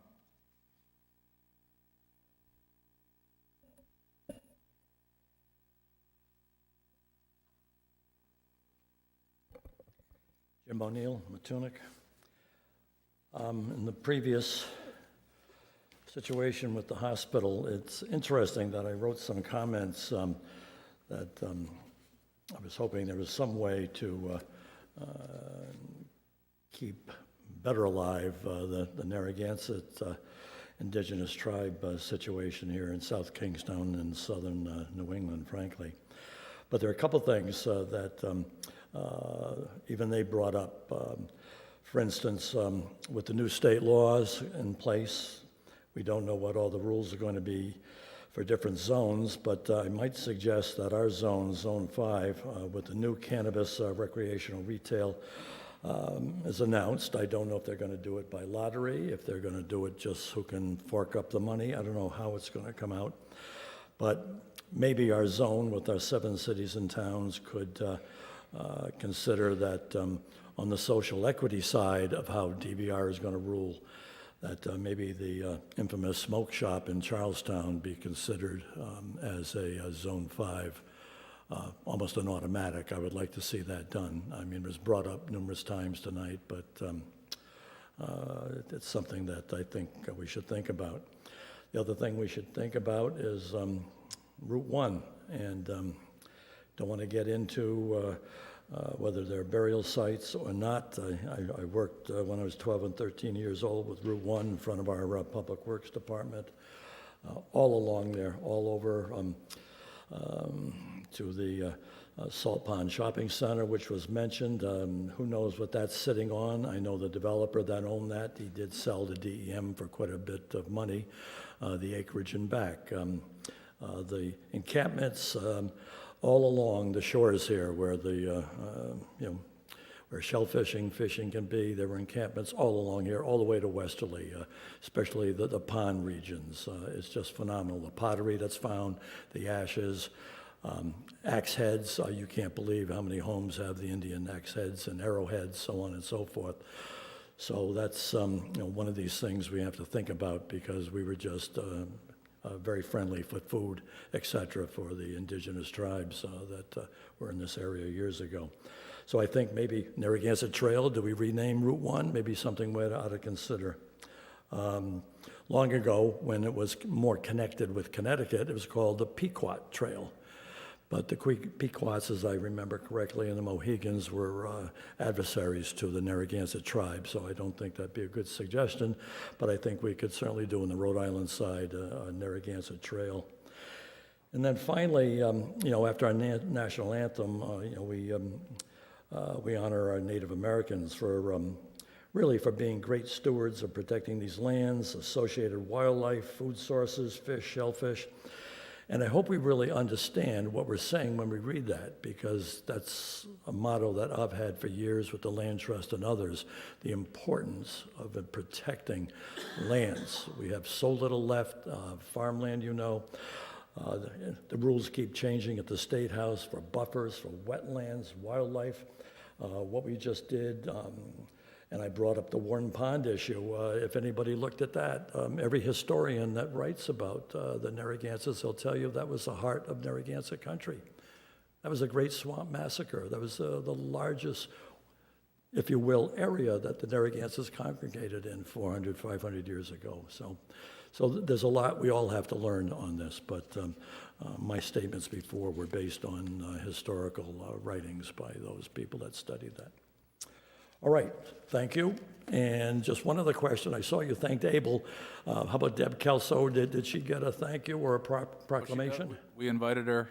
I guess she couldn't make it tonight, but we'll try to invite her another night and hopefully do the same thing. Well, I just know how much work goes into it. I mean, I did it for 7 terms and wasn't given a gold watch or any flowers, but I survived it.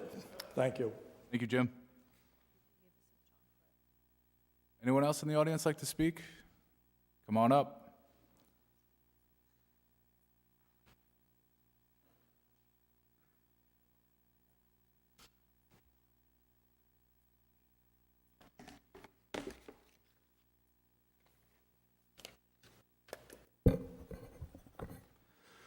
Good evening, Doral Beasley.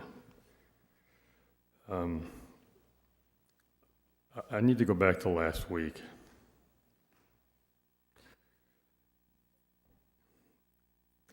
I went back and actually revisited the swearing-in ceremony and vote for president from 2 years ago in 2020. Looked at it again on video. And I'm just dismayed about what happened here 2 years ago and what happened here last week. Now, 2 years ago, Ms. Bergner was the top vote-getter, and she deferred. She selflessly said that she would not accept nomination for president, and I'm sure you remember, Mr. Magandy, she in fact nominated you for president. You then said that because of your schooling and whatever, it wasn't going to fit into your schedule. You're too busy. So you declined the nomination for president, and then you nominated Mr. Collins. So Mr. Collins became the president again, and then Mr. Collins nominated you for vice president, again passing over Ms. Bergner, who was the top vote-getter. If that wasn't bad enough, then you, Mr. Collins, decided that you were going to divvy up the two top committee positions at that time. One was on the school building committee, and the other one was on the council school committee budget subcommittee. So you each took one of those positions. So basically, the top vote-getter, Ms. Bergner, was completely. It was like she wasn't even a member of the town council, but she was the top vote-getter. So then last week, here we go again. She's the top vote-getter. She gets nominated. You don't vote for her. Then you get nominated, and you're president again. To me, the will of the people of the town of South Kingstown, two elections in succession, voted for Ms. Bergner to be in the top position on this town council. I think it's time for us to change our charter to say that the top vote-getter in the election, general election for town council, becomes president unless, like Ms. Bergner did 2 years ago, decides that the person's not ready to do it or declines to do it. Then you can have your inter-council vote there. Another change to the charter, which I think this town needs, is in 2016, you changed the charter for how a vacancy on your council, if a vacancy occurs in your council, you change the charter to not, so that the person in the sixth position in the prior election, and if they declined, then down to the seventh position, would be used to fill the empty seat. And after that happened, at least more than once, I came into this room and I said that should also be changed in our charter for how seats are filled for the school committee. People that I ran for council 2 years ago, it's hard, especially the first time. And it can be expensive depending on how much money you decide to put into it. So the people, I have the utmost respect for everyone who puts themselves out there to try and get elected to a position in our town, either on the town council or the school committee. But to just then disregard the people in the school committee, people that put themselves out there, that spent the money, they came in, I don't know how many positions were filled the last time. It was a 2 or 3 or 4 positions. So, but we had multiple openings after the 2020 election, between 2018 and 2020. And then we've had vacancies again. Those vacancies should go to the next 1 or 2 people that ran for the position, that spent the money.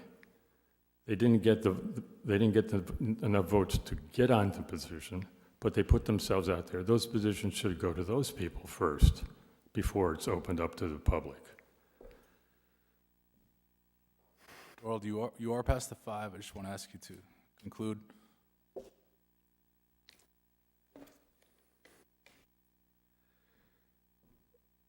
You know, you want people to respect you.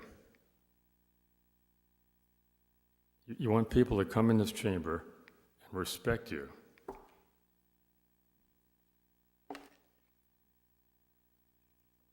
you, Dorald. All right, anyone else in the public? Okay, we're going to suspend comment from interested citizens for a moment. We see Sven Soderberg showed up. We're going to revisit item 7D. Can we do that, Mike? We can, as long as who made the motion to continue? If you want to, you'd first have to withdraw your motion and re-vote so that it gets placed back on this agenda. Ready, Sven? So moved. All right. Get a vote. Motion, second. Any discussion? Anyone opposed? All right, that passes. Sven, come on up.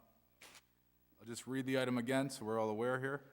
A public hearing relative to an application for renewal of an indoor shooting range license in accordance with the South Kingstown Town Code, Chapter 9, Licenses and Miscellaneous Business Regulation, Article 6, Indoor Shooting Ranges, Section 9-158, Term of License Renewal, Transfer, Application by IDGR15 LLC, doing business as Elite Indoor Gun Range. Sven, welcome. Hey, how's it going? Good. So if you just want to sort of tell us what this is all about, the floor is yours. Yeah, we're, I think we're going into our 5th year with the indoor range. We're looking to renew the license. We've had, another safe year.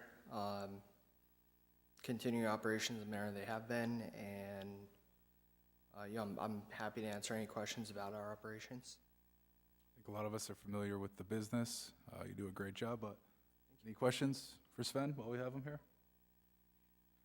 All right, seeing none, this is oh, you do, Mike, go ahead. No. Oh, sorry. This is a public hearing, so I invite anyone who's interested to speak on this to come on up. Mike, go ahead. I just want to make part of the public record because I did make an observation when I found out that Sven was coming this evening, that from the point that you earlier voted to continue the matter, no one has left the room, nor has anyone come in the room. So no member of the public who may have wanted to speak to this issue thinking it would be next month was not here, just for the record. Thank you, Mike. All right. All right, do I hear a motion to close the public hearing? All right, we have a motion. And a Second. Do I hear any discussion? Anyone opposed? All right, public hearing is now closed. Do I hear a motion on 7D? So moved. Motion to approve 7D. We have a motion and a second. Any discussion? Anyone opposed? All right, that motion passes. Good luck, Sven. Keep up the good work. Thank you, guys. Thank you. All right, that's going to bring us back to comments from interested citizens. Anyone else in the audience wish to speak? I invite you to come on up. All right, seeing none, we're going to move forward to the town manager's report. Jim? Thank you, Mr. President. 10A, we discussed Town Farm Park. I don't think there's any more questions on that. If you do, you could ask. Okay. B, well, we'll just get back to 10A. I've just spoke to the president of the hospital, and we're going to meet by Friday to start a conversation about if this option could work or whatever, but we'll get on this right away. 10B, now school building committee update. The school building committee has been ongoing.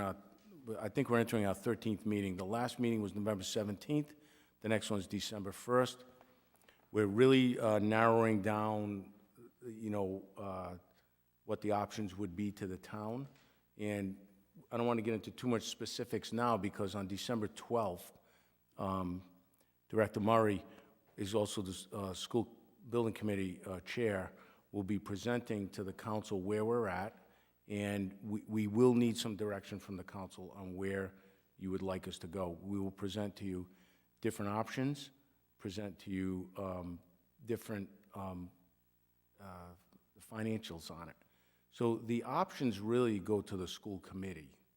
They pick the project, but the town council needs to give us guidelines on the financials. How much are you willing to approve to go to the voters? And so we will give you the numbers, and then hopefully we can get some direction on where you'd like us to go from there to narrow it down. Okay? And Brian Silva will be present at that meeting?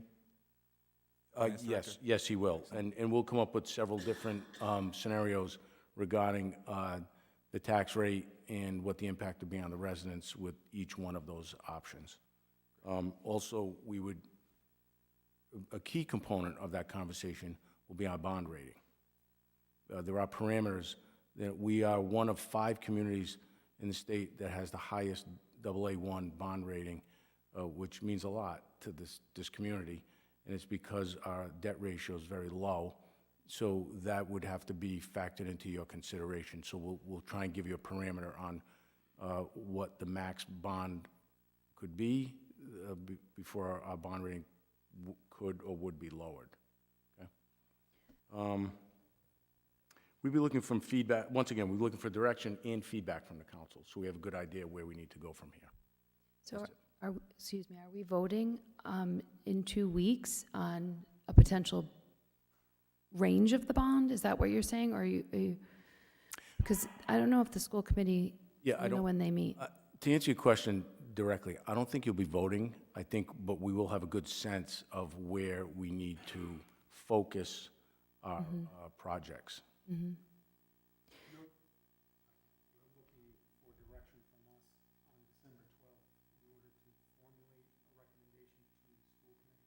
I don't think it's going to be that formal where we're looking for a line in the sand at that point. We're looking to see what the appetite is of the council with the dollar amounts associated with each one of these projects.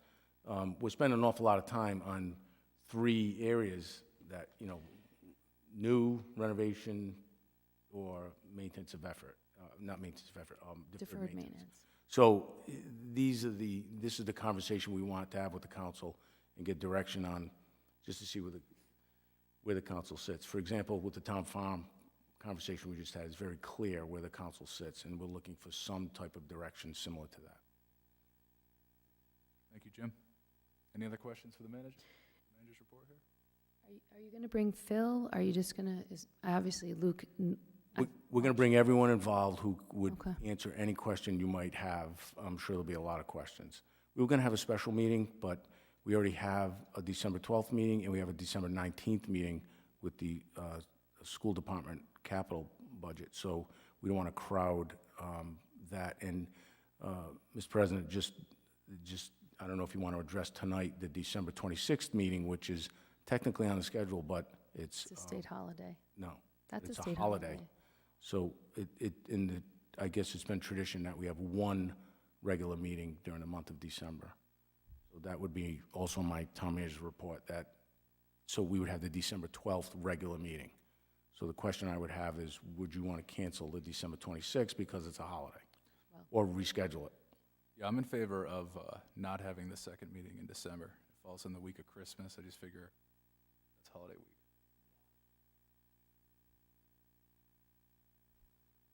So that's all I have. All right, thank you, Jim. Any other questions from the members for the manager at this time? Yes. So on the 12th, we are going to have a discussion about ranges of bonds, and you will sort of get the temperature of the council about where we're at for what types of projects. But you're going to provide a lot of information about scopes of projects. Yes, we are. We're going to provide the different options and scenarios that are becoming quite evident to the school building committee that are viable. And there will be an approximate financial price tag on each one of those. And I'm sure there'll be a very robust discussion on that, and we'll be able to bring more in focus where we need to start making our recommendations. Thank you. I hope I'm not being too vague, but it's, you're the council. You can do whatever you want on the 12th. You can I don't know if they can vote on it then, Mike, but let's see. I'll work with staff on how we put the wording in, but what I'm hearing is we're looking for direction, not this is going to be the project, right? Yes, that's correct. Because it obviously makes no sense for the school building committee to continue to spin its wheels in some areas that the council may have no interest in pursuing. And one of the things that we knew from day one when we formed the school building committee was that transparency was everything.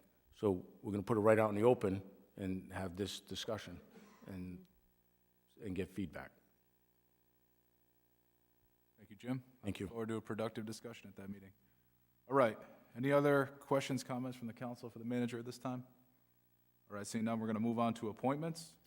Make a resolution to appoint Christopher Little to the Housing Authority. Second. We have a motion and a second. Any discussion? Anyone opposed? All right, that motion passes. It's going to bring us to 12 new business. A is a resolution affirming or amending the town's liquor license rules and regulations, Section 1. The current number of licenses for each class shall be authorized as indicated below, unless changed by a majority vote of the town council. So the make-of as it exists right here.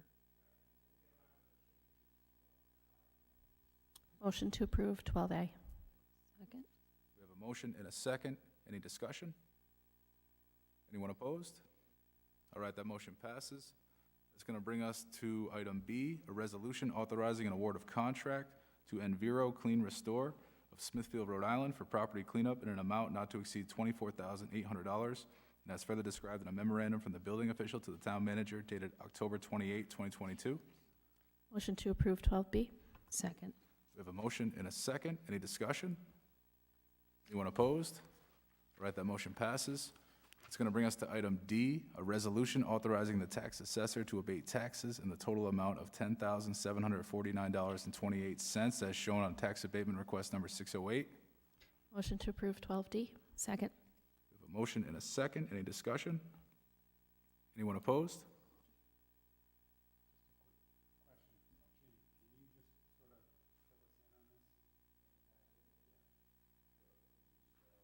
Did you see the attachment? Did you see the attachment? In the screen. It's like a miscoding of one and an adjustment of one.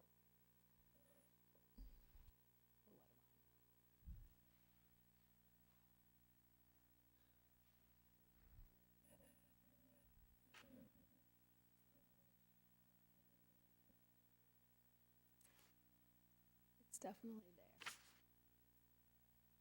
'Cause I did look.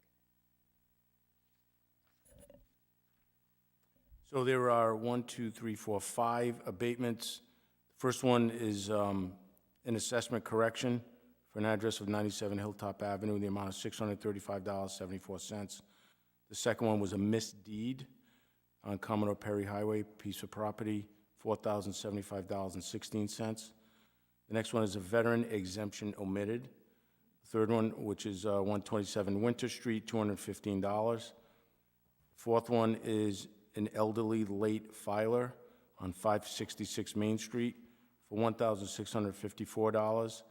And the fifth and final is the assessor's appeal at 57 Granville Court, $4,169.38. Total $10,749.28 requested by the tax assessor to abate.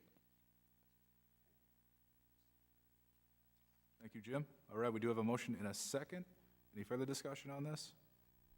Anyone opposed? All right, that motion passes. It's going to bring us to item F, a resolution authorizing an award of bid to Safety Marking Incorporated of Bridgeport, Connecticut for municipal road striping marking services at the unit prices bid and as further described in a memorandum from the Public Services Director to the Town Manager dated November 10, 2022. Motion to approve 12F. Second. Motion and a second. Any discussion? Anyone opposed? All right, that motion passes. It's going to bring us to item G, a resolution authorizing an award of contract to Central Maine Pyrotechnics of Hollowell, Maine for 4th of July fireworks displays in 2023 and 2024 in accordance with all bidding specifications at an amount not to exceed $22,000 per year and as further described in a memorandum from the Director of Leisure Services to the Town Manager dated November 15, 2022. Motion to approve item 12G. Second? We have a motion and a second. Any discussion? Anyone opposed? All right, that motion passes. It's going to bring us to item I, a resolution authorizing the renewal of annual software support fees with Central Square Technologies, LLC of Chicago, Illinois, for the Police and Emergency Medical Services Division for the period January 1, 2023 to December 31, 2023, in an amount not to exceed $24,005, along with the option to renew annually for 4 additional years if it remains in the department's best interest to do so, and provided the annual fee does not increase more than 10% over the prior year, and as further described in a memorandum from the Chief of Police to the Town Manager dated November 23, 2022. Motion to approve item 12I. Second? We have a motion and a second. Any discussion? Anyone opposed? All right, that motion passes. It's going to bring us to item J, a resolution authorizing an award to McGovern Municipal HQ of Worcester, Massachusetts for one 2022 Ford Police Interceptor Utility all-wheel drive and one 2022 Ford Explorer XLT four-wheel drive vehicle in accordance with pricing for the Greater Boston Police Council contract through the Massachusetts Metropolitan Area Planning Council in an amount not to exceed $68,656.35 as described in a memorandum from the police chief to the town manager dated November 23, 2022. Motion to approve 12J? Second, but I have a question. So, Motion and second discussion, go ahead. sorry. So I just don't really know why or when we shifted away from the blue and white police cars to the all black. So is there, you weren't here and Chief wasn't here, but was there ever a conversation? Because it sort of shifted from like the community vibe feel to the No, that's swanky? actually a very good question. Yeah. And I don't know when that happened, but Recently. most departments in the state went to these subdued black, vehicles with black rims, black tinted windows, and the subdued writing. I'll be quite honest with you, in 35 years in law enforcement, I wasn't a big fan of that myself. I think we lost that community feeling of Yeah. different colors and more of a more sensitive car. That's just me. I did discuss that with Chief Moynihan, and he and I both are the same mold on that. So those cruisers do have a purpose for specific highway patrols, or when you don't want other people knowing you're a police officer, and it's like an unmarked vehicle. But Chief Moynihan has come up with a creative way so that we're not going to go back to the white cruisers. They'll still be black, but they're going to have striping on them more consistent with modern policing, more bright striping where it says police, more community-friendly vehicle. And we'll try that and see if it looks okay. Thank you, because I think the change happened in 2020-ish, probably right before I got on, but it didn't seem like it ever went to a vote. It was just sort of a shift away, and I just feel like there's a little piece missing. So I appreciate that, and I appreciate that you're coming up with a solution, Chief, because And there's one other explanation. Many of these vehicles across the state came from federal funds specifically for specific purposes, for DUI enforcement, seatbelt enforcement, impaired, marijuana, anything. So the feds required that they were subdued vehicles with subdued markings on them. I think some departments took it a step further than that. I don't think SK did that, but we're going to go back to a more traditional police car in the near future. Thank you. As a parent, I can say too, like it's very difficult when you have your kids, and my son is 10, so he's just venturing out into town on his own. And, I always try to tell him, look for, if there's ever a problem, you look for the police car, you look for a police officer. So it's a safety issue too, I think, for kids when they don't know, or anybody really, when they're looking for the helpers and they can't find them. The best deterrent for crime is a marked cruiser. Right. And we've known that. So this is all part of the master plan that Chief Moynihan is implementing. You'll see some other very innovative things coming out with the IBPO contract that we've been working on. So That's great to hear. And just a note, earlier in the month, there was the traffic basically meeting at the police station. I really feel like I'd like to have that again, and I'd like to have it at the council chambers at the same night that a council meeting happens, because the community's sort of used to that routine, and I feel like I was there and I benefited a lot. You know, you talk about the motorcycles, you talked about e-bikes, I think. I don't know, it was like different modes of transportation, definitely motorcycles. And I think that the community needs to understand some of the innovative improvements that we're gonna make. And just thinking about it, I asked why motorcycles, and it was said like, just the gridlock on Route 1 on a summer weekend, we can't get to something to help. And so it makes a lot of sense. So we need to get the community behind that, because that's going to be purchases that we're going to have to eventually approve. So I want to have another traffic summit here when we can, when it's feasible in the work plan. I just want to piggyback on that too. I was surprised by the turnout for that event. And in fact, one of the people that had emailed us their concerns was not even aware that it was happening. So we have to do a better job of getting that information out to the public. When I talked to him, you know, a week later, I said, "Oh, how'd it go? Did you go?" And he said, "Didn't know what happened." Right. So, you know, and that's on us.